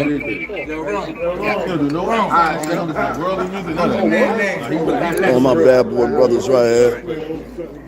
The man that has Alexa. Hey, y'all say what's up to the camera real quick? Yo, everybody, Bad Boy, can y'all say what's up to the camera real quick? It's original Bad Boy right here. Hey, I'm 01. Huh? 99. You heard? Real Bad Boy team right here. Our leader, team captain right here. Important show. My man's over there. Surprise, y'all already know. Jaguar, you don't mind, do you? Yo, hell yeah, man. We outside, man. I'm always on the camera. What's up? We outside. You already know Jaguar for Love and Hip Hop. Yeah, we here. Eating some beautiful food right here. You know what I mean? I'm enjoying it. My man Scrooge McBucks. These are all the real Bad Boy guys, especially this guy right here sitting in the corner, my man Styles. What up, Styles? He eating right now. He can't even say hello. All right, y'all. Yo, y'all say what's up, man. Yo. Video time? Yeah. Okay, I'm gonna talk. Scream out, man. Just tell them what years you worked at Bad Boy, all that. I was there. Damn. What years was I there? I started with Black Raw. Because I was there, I started at the Black Rock signing. You was in 99? So 99 years. That's when I met everybody. It was at the Black Rock signing. And this is a date that all of us correlate with coming in 99. I came in 1 of 99. You were one from 01, and John Quaid later, and Orlando, of course, because he's younger than me. Orlando was in 99 too. And this one right here, he was there for us, man. Can you tell everybody? Yeah. The one for this guy, we went and got to where we were driving to. Yeah, I came in 01. I came in. Hey yo. I can see you. I got you zoomed in. Can you tell me when you came in, the Bad Boy and everything like that, man? No, it's February. It's my man Vidal right here. Vidal, yo, you got food. Tú tienes comida en la boca, no? Para mí eso. What's going on? This is the. I ain't gonna say no more Brooklyn. That's all I need to say. That's all I need to say. That's all I need to say. Yo, man, that's all, man. I just want to keep this real short or whatever. We just having like a reunion dinner and just getting back with each other and everything like that. And there's still more food coming out this month. Jesus Christ. Oh, look. He done dropped the Nashameen and all that. That shit look beautiful. This is what I got right here, so I'm just digging with this real quick. Other than that, if y'all see this on a rebroadcast, y'all do. I just want to give a shout out or whatever. This is all my Bad Boy family, right? Like I said, man. And that was just, what was that? 4.5 months ago, 5 months ago, right before Thanksgiving, we all got together. You know what I mean? Shout out to all my brothers. Ra, Live, Lionel, Jesus Christ. T, definitely. Shout out Black T. You know what I mean? Congratulations on your marriage. You know what I'm saying? Who else? Scrooge McBucks, Orlando, Little Bad Boy. Jesus Christ, man, let's go on. It's so many of us. That's why I really get disturbed when a bitch say, I think he used to work in the mailroom, and she said on one of these most popular bloggers, Storm and Rose channel, and I'm like, yo, what the fuck? What, bitch? You know what I'm saying? Mailroom. What mailroom? It should be crazy to me, man. But you deal with it or whatever. So I just want to give y'all, you know what I'm saying, just an example.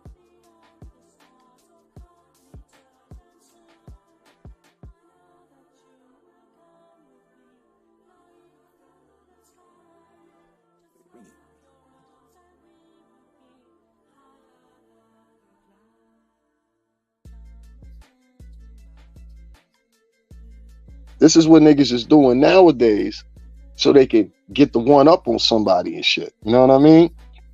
So basically what niggas is doing is they getting online and they following the Jaguar Wright pattern. Make up a lie about somebody, extreme the truth or whatever the case may be, and then turn around and if somebody tries to fight back for themselves, you call them a liar. And they're going to believe you because you a woman. You know what I learned? I learned this is the strategy from AT2. See, that nigga, he thinks he's smart. He's just really clever and slick. It's difference between being clever and slick and being intelligent. See, I'm intelligent. I'm not clever and slick. I don't do the clever and slick dance. I don't have to do that. I feel that if you're intelligent and you're 100 about your actions, I mean, really, truly, wholly 100 about your actions, then you won't have to worry about shit. Yeah, you'll have your kicks and stumbles here and there, but for the most part, the real people are going to see right through that bullshit. You understand what I'm saying? She had to get she stole pictures from me. Interested channel, I'm learning a lot. Thank you so much for that accurate information. Not a problem. And thank you for complimenting the food. She had to get pictures from me. Yeah, I don't know. She don't never have no pics. That's what I said. That's why I said the other day. I said, yo, throw up a pic you had, Huggy, with you and Puff in the past 15 years. Because if I don't know, if memory serves me correct, I know she wasn't. I was at the company for 17 years. Most of those guys you see sitting with me, including Jaguar, they all did more than 5 years with the company. Every last one of them. Every last one of them that was sitting there at that table did more than 5 years. And then 3 of us have been there for the whole haul. Actually, 5 of us have been there for the whole haul. And I'm talking about shit afterwards. You know what I'm saying? Including, you know, my ex-boss, he used to manage Fred the Godson. God bless him. Fred passed away. Fred was our friend. You know what I'm saying? Like, fuck that. Fred was our friend. Fred the Godson. Fred the Godson, believe it or not, a lot of people think he was African American. He's from Honduras. See what I mean? Like, it's different up here. You know what I mean? Just like you guys, you love Dr. Sabi, right? Dr. Sabi's from Honduras. But he sound like he black. You know what I mean? Yeah, right. Anyway, long story short, Fred was our friend. He was managed by him. But all those guys at the table, they had did more than 5 years at the company. You know what I'm saying? Especially Styles, Jaguar, myself. It was 3 of us that did the longest. Me, Chrome, and I definitely say Uptown, my little brother. Us 3. We're definitely the longest. Yeah, he's short of, well, it's more than that now, but he's short of like probably like 16, 15 and a half. When I say we spent a lot of time at that company, we spent a lot of time. So we know the players, we know the people they're talking about or whatever. It's not until you get to really 2019 that the staff started switching up like that.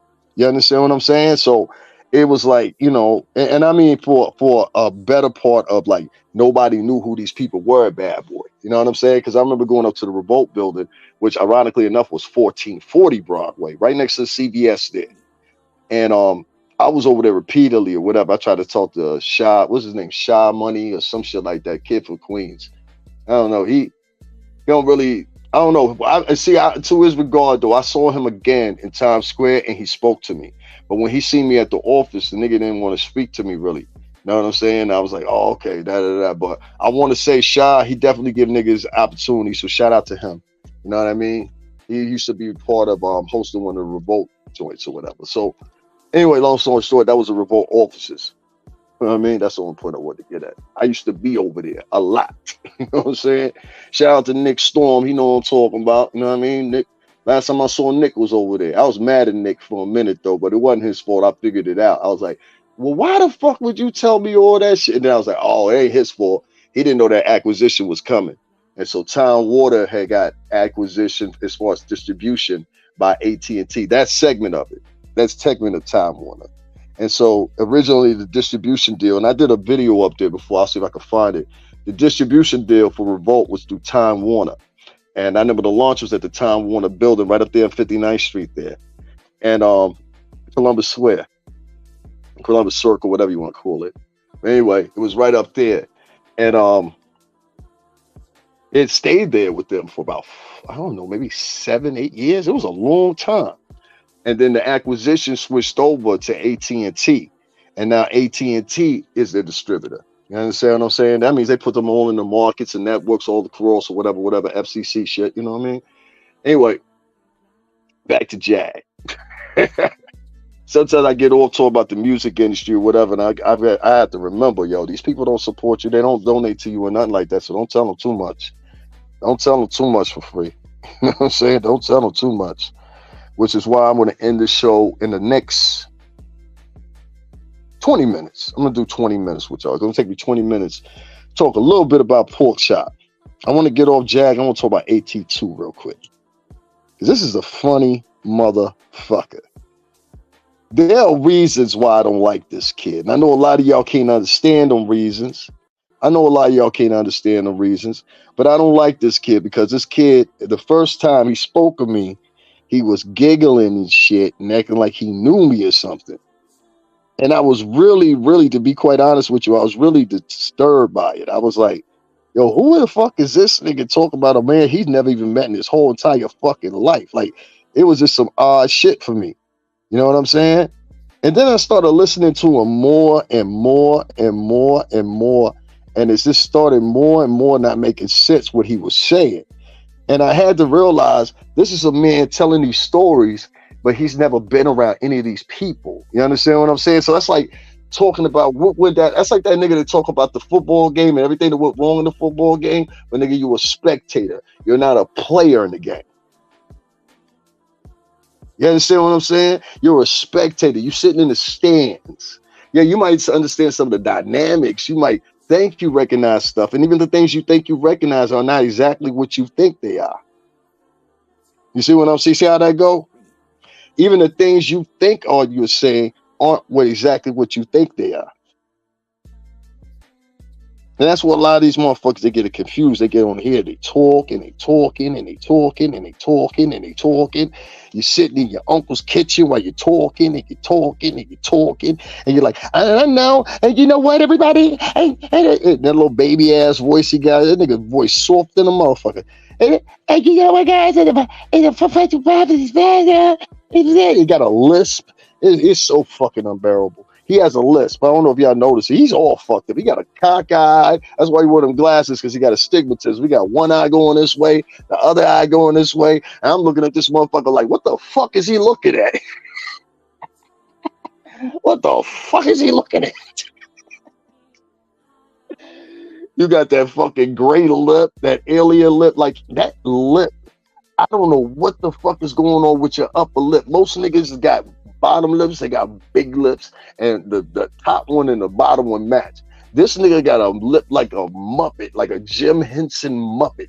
Like his upper lip, like it looked like somebody carved this nigga. His upper lip protrudes up in the air, and it's got this gray film to it. Have you ever seen that shit? It looks disgusting. And I'm like, dude, like, at least put some Vaseline or something on that shit. That shit look nasty. Go to the doctor, ask him if anything might be wrong, like something, man. You know what I'm saying? You might have had the wrong sausage that morning. Fuck. You know what I mean? You never know. And I'm just looking at this motherfucker, I'm like, he looks disgusting. He's really hard to look at. You know what I'm saying? Not to mention he got the Uncle Fester do. Now he's trying to wear hats to make himself look like he's 19 again, which is kind of scary too, because I don't like no nigga that's 30-something fucking years old. It's okay to still look young because we're still young. I'm not 30, I'm in my 40s, but we're still young. You know what I'm saying? What I don't like is, I don't like a motherfucker, and I swear to God to you, I don't like a motherfucker to be 30-something and you trying to pretend like you 19. That shit is scary. That's what I don't like. This nigga is 30. He tries to pretend like he's like 19 or 20 years old. AT2 is in his almost mid-30s. You's an old nigga, bro. You got a George Jefferson. You know what I'm talking about when I say you got a George Jefferson? He got the cul-de-sac to come around and shit. Like, listen, tell that nigga the Godfather and the Blueprint of YouTube. That's what he said. I swear to God, that's what this motherfucker said. I swear to God, that's what this motherfucker said. He said he was the godfather of the blueprint. I looked at his video. I said, nigga, you ain't had a video that went over. I said 60. It was 40,000. He ain't had a video that went over 40,000 in 5 months. And for what I understand, everybody online, a lot of people be joking the fuck out of this funny looking nigga because the way he talks so matter of factly, like he knows. Like this nigga had a marathon of throwing up this duplicates of what the news was saying about Puff. And he was talking so, and this is what I think, and you know what, guys, this is why and then he fucked up the other day with his little editing because he tried to play a clip. And I got to find the clip again, but he tried to play a clip, and it was a news clip. And he was playing a news clip and doing the news clip or whatever. The woman says, it was said, and she says it like that. It was said to be, it said that there may be some interesting things on these tapes. He took that and ran with it and positioned it and propositioned it to his audience as if saying they found something. You understand what I'm saying? On the tapes. That's not what the woman said. That woman said it was a factor of the motherfucking lawsuit. So after keeping them going with that for about 20 minutes, he tried to fucking clean it up. Then he tried to clean it up a second time at the end of his shit by saying, well, listen, guys, I want you all to know this is speculative. Well, listen, nigga, if it's all speculative, then you need to say that shit at the beginning, not the end. I don't know what lawyers y'all talking to, whatever. You know what I'm saying? Ain't no real lawyer, some nigga that y'all know on YouTube or something like that. But let me make this clear for you. You cannot wait until the end of your broadcast and say then, oh, this is all speculative. Let me tell you why. One is you can't do that under the YouTube motherfucking contract agreement. That's for one. Number two, you know what I'm saying? Legally, if I position to a lawyer any material that is on here, and I want you to ask your real lawyers, not the motherfucker to give you legal advice that went to night school. All right. Listen, you need to, if you have the video, you understand what I'm saying? You objectify the video. The first process is complaining to these motherfuckers, which, you know what I'm saying? Depending on who it is, they might not give a fuck. Then two, the next process is if it's that severe, taking it to a lawyer, see what you can do with legal allegations or whatever. At that time, you will have to have YouTube involved in the suit. But what your premise is going to be about is salacious and reckless endangerment of the truth. Meaning that a motherfucker's on here and they're talking about shit that they knowingly know is not true. Or they're trying to position it to a way. Now, what's more important and most important about this whole process is people's attentive spans, okay? Now, their attentive span, most YouTubers, is anywhere between 1 minute to 3 minutes for them to decide whether or not they're going to watch what you have up. So for that 1 minute to 3 minutes, and we're just saying theoretically in this base, let's say there's 1,000 people that watch the video, right? If they've only watched that first 1 minute to 3 minutes and you only decide at 33 minutes to tell everybody, now remember people, this is speculative, you are in violation, sir. No, the disclaimer has to be at the beginning or anywhere between the 15-minute period. If you don't have it there, your channel and litigation may be upon you in the near future. That's all of you. So you better pay attention. I don't know what slap shoe lawyers, and a lot of y'all be listening to these broads on here too. That's the other funny thing. A lot of y'all be listening to these chicks. Y'all better stop listening to these chicks. These chicks don't know what the fuck they're talking about, half of them. They sound good when they're saying it, but they don't know what they're talking about. If Fanny went in there and she's an actual lawyer and she thought she knew what she was talking about, it was like, hold up, Fanny. You know what I'm talking about, Fanny Wellers. Fanny on the pancakes ready, Fanny. I'm sorry, Fanny sounds too much like Mammy. You know what I'm saying? Fanny and Mammy. Listen, if you're just now tuning in, I already went through the whole Albie Shore thing. Please go to the beginning and watch that. I already went through what I had a problem with Jaguar. Now we're going into the section where we're talking about pork chop. Pork chop. Let me show you some of this matter-of-factly shit that this unaccomplished, uninvolved, boring, 60-something demographic ass motherfucker. I challenged them yesterday. I said, yo, put up your demographic. I took a shot. So mine is in Mine is in my community section. You can check it. I got 3 favorite motherfucking demographics. I'm cool with that. You know what I'm saying? But none of them ain't no motherfuckers over 60. The answer in the post the same shit. That's for my whole entire channel. As people to come to my channel, the age groups to come to my channel, whatever. Not to mention AT2, you're a lazy vlogger, homie. Like, it don't take a lot to set up in your kitchen or set up in your spare bedroom. Where's the real work at the footwork? Or somebody putting out, these crazy allegations on me. Tyrese has said something, but it's kind of like the people like Tyrese and Slim Thug. Not to discredit them, but y'all don't really know, or do you know? We talking about the heavy hitters. There is no way in hell. Well, I mean, shit. People say rumors about AT2 all the time. Hold on, I'm sorry. Did this nigga talk about we talk about the heavy hitters, and he tried to. Tyrese has been in every Fast and Furious there is, period. Slim Thug got I don't know how many Slim Thug is on 3-digit millions. So we're listening to a motherfucker that sit in his uncle's kitchen with his hat turned around like he from 1996 talking about Tyrese and motherfucking Slim Thug. Go look up Slim Thug right now and tell me how much Slim Thug's net worth is right now. Go look up Tyrese and tell me. This is out of jealousy. And I keep trying to tell y'all this. I'm going to keep playing it. But this whole thing, listen, this motherfucker don't look better than Tyrese or motherfucking Slim Thug when it comes to women. If he walked into a room and them niggas walk into a room, they are not floating towards motherfucking AT2. This nigga is delusional. You have to be delusional to pick out all subjects to talk about is the downfall of other men of color, for one. 2, and you being a man of color.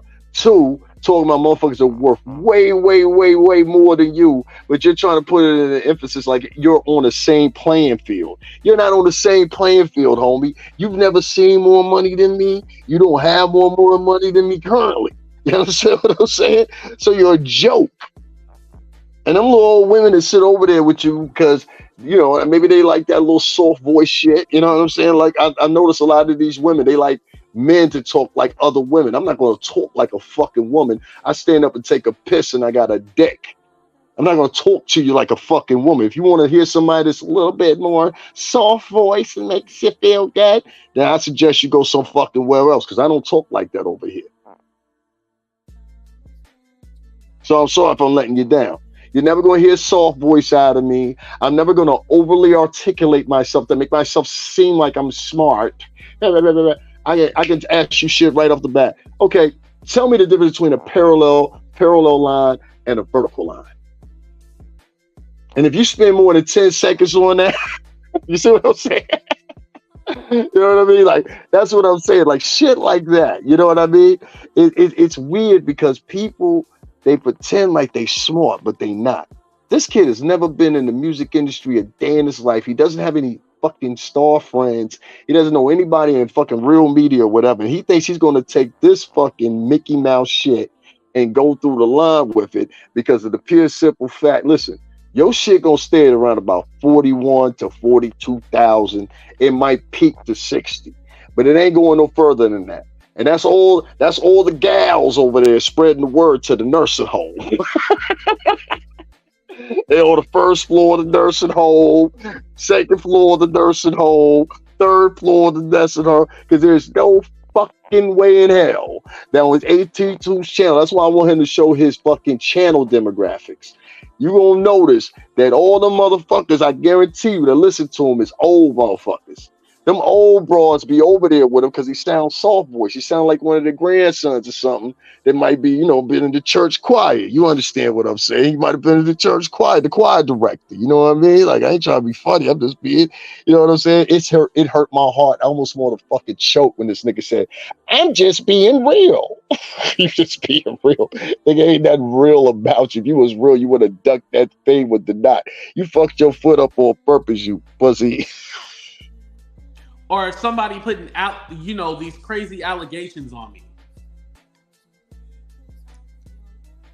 Tyrese has said something, but it's kind of like the people like Tyrese and Slim Thug. not to discredit them, but y'all don't really know, or do you know? Nigga, what do you know in we comparison? Talk about the heavy hitters. There is no way in hell. Well, I mean, shit. People say rumors about AT2 all the time. People spread rumors, but people like content creators. People say like rumors about Melanie AT2. I love how he says his so name many like he's others will come out and somebody. be like, It is "Yo, Uncle's that's not the Kitchen. AT2 I know. We know this is all lies." Like, I at least have some kind of confidant in, on YouTube where there's people that know. Nigga, shut the fuck up. Y'all listening to this goofy motherfucker? His voice is annoying as fuck. Like, his voice alone makes you want to punch this motherfucker. You know what I'm saying? I'm sorry. Like, every time I hear his voice it's like ringing your nails on a chalkboard. I just want to beat the fuck out of him every time I hear his voice. I swear to God to you. Hopefully one of them can find it. Melanie, were you able to find it or get the link?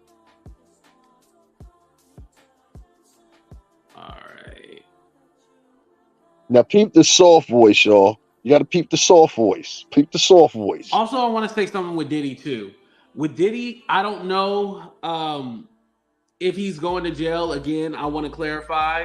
This is just my assumption. This is just an assumption. But them. Now he said this shit at the end of the show. The way they came in, guns a-blazing. Yeah, it don't look like he's not going to be prosecuted. How the fuck you know? Yeah. Okay. Yeah. It doesn't look like he's gonna be prosecuted. He want to be a white man so fuck. Excuse me. He want to be a white bitch so bad. Oh shit! It's always the dark ones that want to be white. Bad as a motherfucker, ain't it? This motherfucker want to be a white bitch so bad.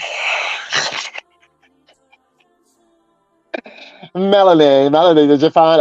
I ain't screaming on Melanie. I'm just saying, Melanie, did you find it? Okay, great. I said, this sounds like an old white bitch talking. And I know I live around a whole bunch of old white bitches. I live in a city that has a lot of old white bitches. I know what like you sound like an old white bitch is around about like 36, 37 something. You know what I'm saying? This nigga really thinks he's a woman. Like I swear to God to you, AT2 thinks he's a woman, but you heard it right there, and that's exactly what I was talking about a few minutes ago was the fact that he's been on his channel talking this like crazy shit. Nigga, did you just try to say that Tyrese had been in like fucking 11 Fast and Furious movies? Because there's another one getting ready to come out. That you don't know how verifiable. Nigga, Pumpkin worked on fucking Tyrese's albums. You don't know what the fuck you're talking about. Pumpkin worked on like 3 of Tyrese's albums, like Word of Mother. That's why I'm laughing. Tyrese has recorded at Daddy's House Recording Studio in New York City before. You see what I'm saying? But if you live out in Burbank, San Bernardino, and 909, and Oakland, and all these other different fucking areas, how the fuck would you know that? You don't even know what the fuck's going on in LA, not the real LA anyway. You live too far from it. It takes him, where he lives at right now, he's a little bit outside of Oakland. It takes him about no less than 2.5, maybe 3 hours to get to motherfucking LA, barely. Listen, you're going to have to go back to the beginning and watch all that, man. I'll give you a quick one real quick or whatever. I don't recognize you as one of my regular followers or whatever, but I'm going to permit it anyway. So she asked, how did Gerald Levert get into this? All right, I'm gonna show you. I'm going to show you real quick, all right? We're going to go back to that real quick because she want to know, you know what I'm saying? If she don't donate, son, y'all get on her. I was 15 years old when I met Gerald Levert. And he took me under his wing. And I never knew how grateful I was until after he died. Wow. He protected you. Yeah. He spared me a lot of pain.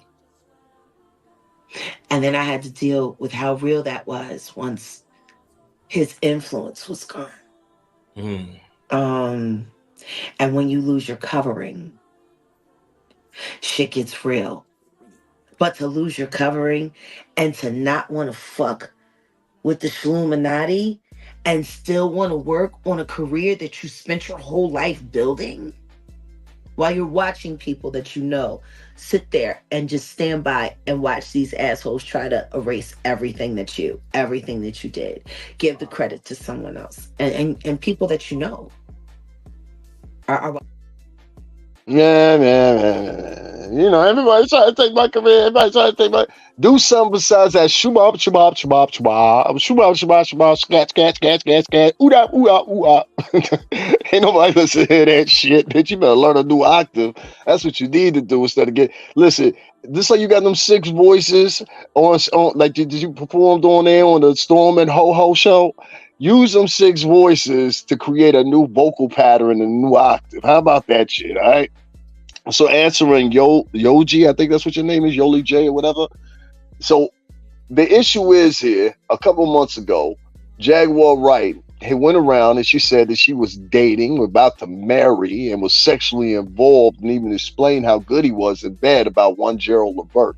As you heard her right there, she also explained that she met Gerald Levert when she was 15 fucking years old. Expectantly, maybe she thought that we had fucking forgot that she said that she was fucking Gerald Levert. So I took that piece of information and I took it for what it was worth. And I said, hold up, ho. If you talking about you met this man when you were 15 fucking years old, and then she wrote back, she was actually in the chat. She wrote back, I met him for the first time at 15. We didn't consummate the relationship until I was 18. So what the fuck were y'all building? So let me get this straight. You turned 18 a couple months after y'all started fucking. That means you were groomed. So with the effect that this bitch sits around all day long talking about this star, that star, attacking me, attacking other people, attacking night and day, attacking all these different individuals, sooner or fucking later you got to say to yourself, okay, something's not right here. Either you're fucking lying or you were groomed your damn self. And maybe that's why you have so much ferocity and so much veracity against men of color. Because I truthfully believe this woman is not only a misandrous one, Jaguar, right? I also believe that she does not like men of color with vehemently. I think that she likes fucking them, but I don't think that she likes them personality-wise. She was so quick. I don't even know Melanie says so or whatever, but tell the broad I was sticking up for. What's up, Brooklyn? Let's go. You know what I'm saying? Let's go, Brooklyn. Anyway, long story short, the bitch turned around and she's telling people like all kinds of lies about me or whatever. She came over here yesterday talking about I was the mailroom clerk. I done played a whole video on here 2-3 times with my bad boy brothers. So, you know, so we zoop past that. There's so many ways I could be verified. It's pathetic. You know what I'm saying? One of the best ways I tell you to try to verify me, you go try to verify me, do it through Gene Dill. He know everybody I'm mentioning. He know how to get in touch with everybody I'm mentioning, so it shouldn't be a fucking problem. If anybody know, he know. And I ain't working no fucking mailroom. We ain't had no fucking mailroom. It was BMG. We ain't had no fucking mail. It was a Burleswood Music Group building, and literally in Midtown Manhattan. Anybody know we were connected to Virgin Megastore? It's a huge building. I've taken these people up there a million times. Anyway, you ain't gonna skip past the fact that you say you was fucking and sucking on Gerald Levert, but yet you met him at 15 years old. What the fuck is going on, Huggy Pampers? And nobody had nothing to say. So y'all mad at me when I say the word bitch or whatever. But at the same time, a woman has seemingly admitted to the world that the first contact she had with Gerald Levert was when she was 15 years old, and later on she ended up fucking him. That sound like grooming to me. That sound like the same thing you pointing your finger and you talking about everybody or whatever. There's a whole bunch of hypocrisy. I just showed Albie Shaw's hypocrisy earlier. But there's a whole bunch of hypocrisy going on here online, and I don't like it. A lot of finger pointing, a lot of people talking about my ex-boss, still capo, still involved with the company to some duration, you know what I mean? You know what I'm saying? But I'm going to always wear this bad boy signal on my back. It's in my blood. It's me. This is my legacy too. And a lot of these cases that are coming about, that will be coming about, I know are an example of things that have been said on social media. I was in the courtroom, which I done showed you guys. Well, I didn't show you the parts. I was in the courtroom because we weren't allowed to film in there. But you guys do know outside the courtroom, I was in press, everything else or whatever. And I sat there and told y'all at that time, I said that Chandra Landry, I think that's her name, Sandra, she had entered in a plea to make sure that people, like the jury, wasn't affected by social media. That's what I'm trying to say. And so this is a regular thing where people on social media, through lies, a lot of times rumors, sometimes they're trying to confirm a rumor. So they'll go about, doing all kinds of meticulous things or whatever the case may be. And Jaguar Wright has just learned how to weaponize it to the best of his ability. You know what I mean? And sooner or later, she'll go down. And when she goes down, she's going to go down hard. Trust me. She's going to go. She doesn't understand how hard she's going to go down. And nobody's going to remember her. At this pack right now, nobody's going to remember her. Yep, she brought it up on a lot. You know what I'm saying? You understand me? So I'm trying to tell y'all, just ain't got much more time. I'm even willing to bet, and I know this is fucked up to say, I don't think Huggy gonna make it really tight out of 2024. I really don't. I don't think she's gonna make it tight out of 2024. I think what you guys are witnessing is a slow downfall of her.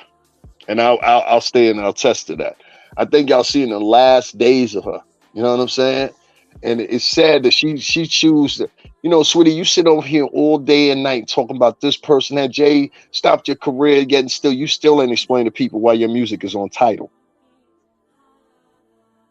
I don't, this is the thing too, because niggas is running around talking about hopefully Puff will be in jail. I don't want her to go to jail. You understand what I'm saying? I really don't. I think she need more than that. I think in jail, she been in jail before. She was in jail for a minute. Y'all remember Triple D, what's her name? You heard me? Yo, shout out to that nigga K-Bang. That was the first time I heard that shit over there. You heard me? Yeah, she was bumping pussies in jail. That's what I heard. I don't know. You know what I'm saying? That's why I said this bitch be having whole pussies in her mouth. All I hear call people the F-A-G word. I'm like, but you a F-A-G. You got whole pussies in your mouth. Like, what the fuck? Carpet bitch? Like, what the fuck? This bitch look like a whole nigga. Triple D. You heard me? She was like, yeah, Jay was up in here, She licked a little pussy, you heard me? Oh yeah, she had my leg cocked up in the egg, and now you heard me? Oh, I was feeding all this strong pussy, you feel me? You heard me? I don't stop. Yeah, that was a funny shit. Yo, Lexi, you remember Jail Bay? What happened in Jail Bay? Who remember Jail Bay? She was part of that fucking saga too. What the fuck happened to Jail Bay? Let me tell you, man. K-Pain, he motherfucking interviewed Jail Bay like 2 times. I ain't never hear no more about Jail Bay since. What happened to Jail Bay? Jail Bay was nuttier than squirrel shit. And bitch said, yeah, and my uncle and everybody, they kind of left me in here. And they said they were going to see The Wizard with Dorothy, and they have come which was nutty and shit. I was like, what the fuck is this? Even though a personality Triple D out-funnied her, but Jail Bay, that shit was funny as fuck too. And she was like, okay, you keep in touch. I would have been like the same way a little bit. Like, unless it was like a real motherfucker like that, I would have been like the same time. But look, bitch, this is your 4th time in. I ain't supposed to be talking to convicted motherfucking fentanylists anyway. You know what I'm saying? I would have been like, yo, I'm straight. She brings some motherfucking characters, man. What's the other little boy sound like Mr. Snuffleupagus? Hey, bird. He used to have his whole tongue in her ass on the panel. What's his name? some shit like that. Car conscious. It's like, yo, that shit sounds. I know she gave him that shit. Oh my God, Mr. Snuffleupagus. Y'all, somebody go get that boy a breathing tube or something, help him out. And he was like, hey, Jag, it's because you're beautiful, Jag, and everybody loves you, Jag, and yeah, Jag, you were in your moment, you were living in your moment, Jag, and all this weird ass. Hey man, you want to eat some mushrooms, man? Like, the niggas always sound like he was high. That's what I said. It sound like this Snuffleupagus. Hey, bird. Hey, Snuffy. Like, she's Big Bird. He's fucking Snuffy. Jaguar got that annoying ass voice like fucking was. Oh my God. Every time that bitch, it don't matter which voice she used. That bitch got like 85 accents. I like when she do the Diana Ross one though. It's gonna be amazing. It's like half Diana Ross and half Diane Carroll. It's gonna be amazing. Don't you know? We're launching the whole thing. It's gonna be amazing. It's gonna be amazing. I say, yeah. You know what? They say that women mature quicker than men, and that's true. But women also do something else quicker than men. They get older quicker than men in their character. Shit, when we hit 40, I'm imagining the 50s and 60s gonna be fun too, because I got so many examples. I'm a George Clooney the shit out of my shit. Like, I'm getting back in the war. I'm gonna be wearing suits and all that shit in a minute. Y'all ain't gonna even recognize a nigga. You know what I'm saying? I'll be like, oh, he back at it. Yeah, I'm back at it. You know what I'm saying? But anyway, long story short, like, women, like, her character is getting older. You understand what I'm saying? Like, she's saying shit like old bitches would say. You know what I'm saying? Like, hey, sugar. I'm waiting for her to say that next. Hey, baby. You kind of do it. You lay in your bed with a dog and get fleas. That's Jag fat. She sound like one of them chicks nowadays. You know what I'm saying? And, like, I heard she fired all her little mod squad. She kept one chick or whatever the case may be or whatever. But I can't overlook this, son. You said you met Gerald Levert when you was 15 motherfucking years old. And I can't believe ain't one blogger, y'all duty-filled ass bloggers, ain't name one of y'all motherfuckers picked up on this shit. All you chatty patty ass bitches, y'all pick this shit up, roll with it. This shit glue right here. Help me out or share my shit. Share my shit for me. You understand what I'm saying? If you ain't gonna pick it up, share my shit for me. Do that. Y'all slow as fuck. Fuck. Jesus fucking Christ there. You're killing me. Slow motherfucker. I couldn't live up here in the tri-state, man. A lot of y'all. Especially y'all ones from like the South. I ain't trying to diss nobody from the South. But I'm just saying, a lot of y'all couldn't live up here because a lot of y'all be kind of slow. I be literally giving y'all not even clues. I be giving y'all the whole shit in front of y'all face a lot of times. And y'all don't connect it because I think it's because everybody's stuck on one wavelength. You know what I'm saying? Like, this follower type of mentality that they got going on nowadays. That's what I call the follower mentality. This follower type of mentality that they got going on nowadays is not to be challenged. That's the best way I can say it. It's not to be challenged. It's a scary mentality. I will say that. It's a very scary mentality. It can't be ignored. But you'll see it most improvised. It's a white power structure that went out the puck. Yeah, there was some niggas there with the Homeland Security team. There was some, a couple spics there with the Homeland Security team too. So you had niggas and spics, you know what I'm saying, along with the entourage. But the point is, you understand what I'm saying? At the end of the day, it's for a federal system that's mostly white. And this federal system is investigating them. The same federal system had Sammy Davis Jr., Red Fox, and a host of others had their things in the front of their fucking house, auctioning them off days after they had passed away. Like, literally, pay back taxes. They would auction this shit up. They auctioned Red Fox shit off in front of his fucking crib. Imagine working all your life, getting all that shit, and they auction off every fucking thing you got in front of your crib. And now motherfuckers is online, and this is the part I get confused about. These lame motherfuckers that got uncles and cousins. Bring my cousin baby, he ain't do it.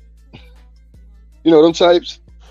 This 5 years ago, they would have been at the Freddie Gray or whoever. You know what I'm saying? Protests.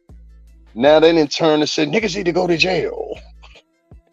Nigga, even if you feel that, you keep that shit offline. Gee, that's the point. You know what I'm saying? Even if you feel that shit, this ain't the conversation you have online. See, a lot of y'all ain't never had the chance to sit with y'all family. A lot of y'all don't come from families. Let's be honest. A lot of y'all come from single parent households. So you don't come from that time where even your mama sat down with you and went and y'all ate dinner together on a nightly basis. I come from a family that used to eat together. My grandmother would have shit going on. My aunts would have shit going on. There was always somebody's house to go get a plate of food or something like that or whatever. That's where I come from.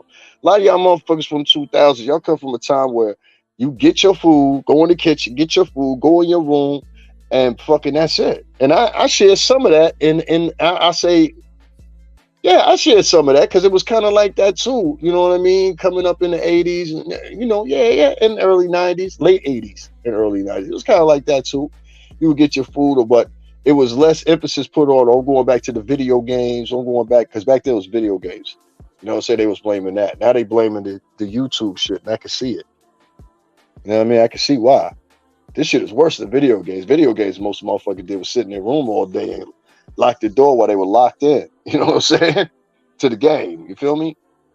This shit right here, motherfuckers be having vendettas against motherfuckers. It's a real life Grand Theft Auto on this motherfucker.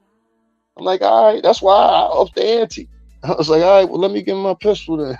It's just Grand Theft Auto. You know what I mean? You know what I'm saying? So, you know, it is what it is, man. But listen, I'm gonna get up on out of here. I'm gonna talk some more about AT2. I think I'm gonna make a whole nother live separately about him. This went a little bit too longer than I wanted to. But if y'all enjoy what I had here, make sure y'all hit up the Cash App $STRINGERBELL80. And I just want to speak for myself. You know, there's been a lot of jargon put out there about me, a lot of things said about me or whatever. I could disprove all of them. I always do.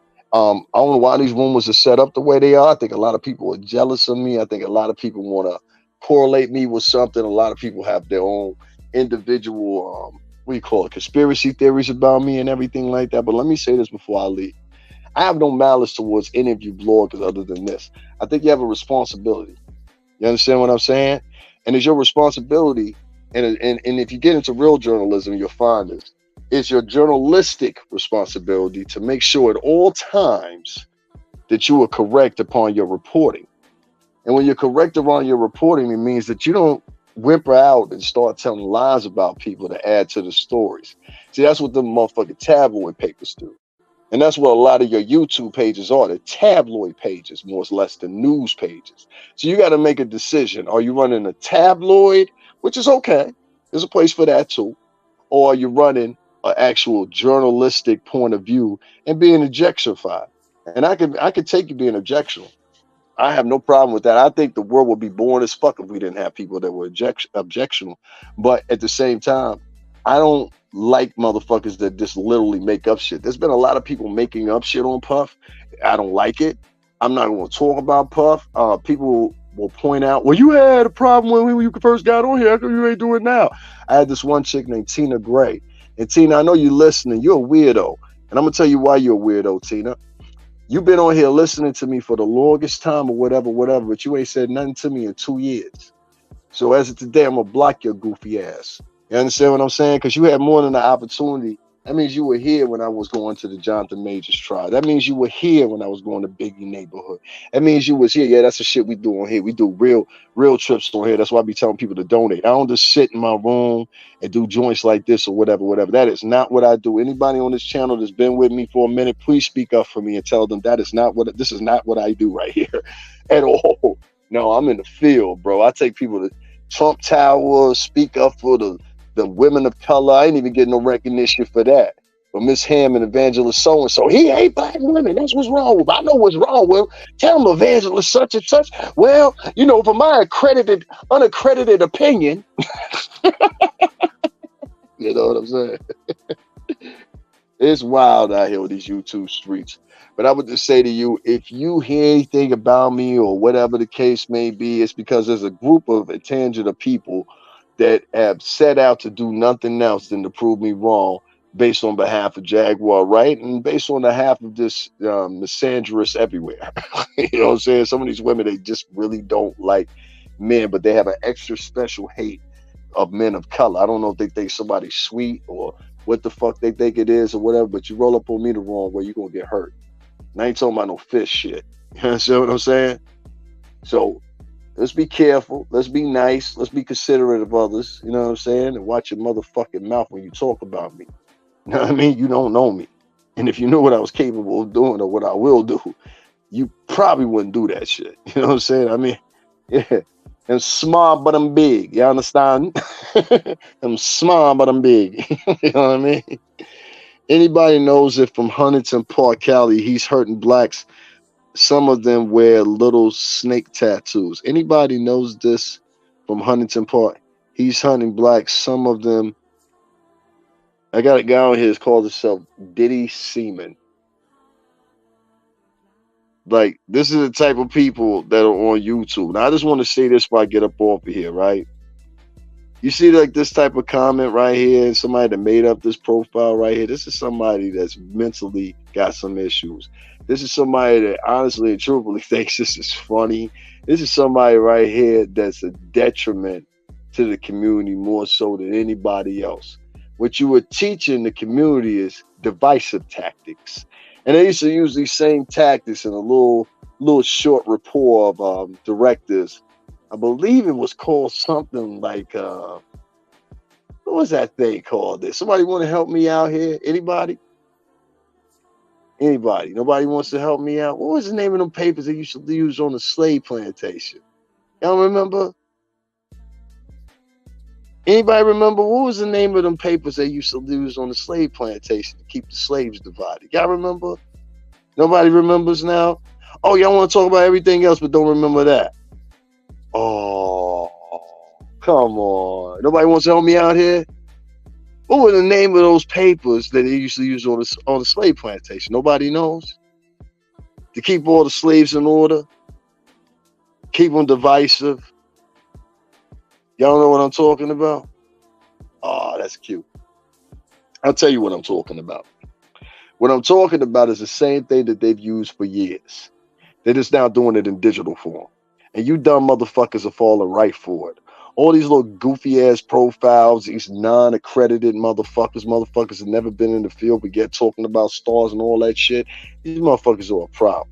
You understand what I'm saying? And if you'll follow these motherfuckers, you'll follow a motherfucker off a bridge. You understand what I'm saying? If you'll follow somebody that goes up and calls himself Diddy Seaman, you know you really got some fucking issues.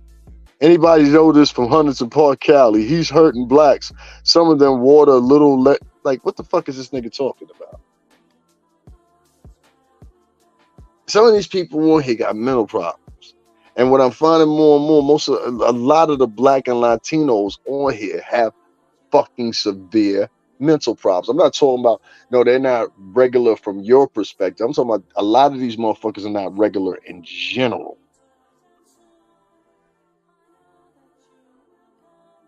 Nigga, I know the process. You took time out to create a profile that said Diddy Seaman. And I hope you're not a guy. I hope to God you're not a guy. Yo, if you a guy, you made that profile, and that's what was going through your mind, my nigga. That's what's going through your mind. That's what's going through your mind. You like boys, homie. You know what I'm saying? You should come to contention with that. You know what I'm saying? You should come to contention with that. Nigga wrote some shit like this. Like, y'all go ahead and read that. Tell me if that makes sense.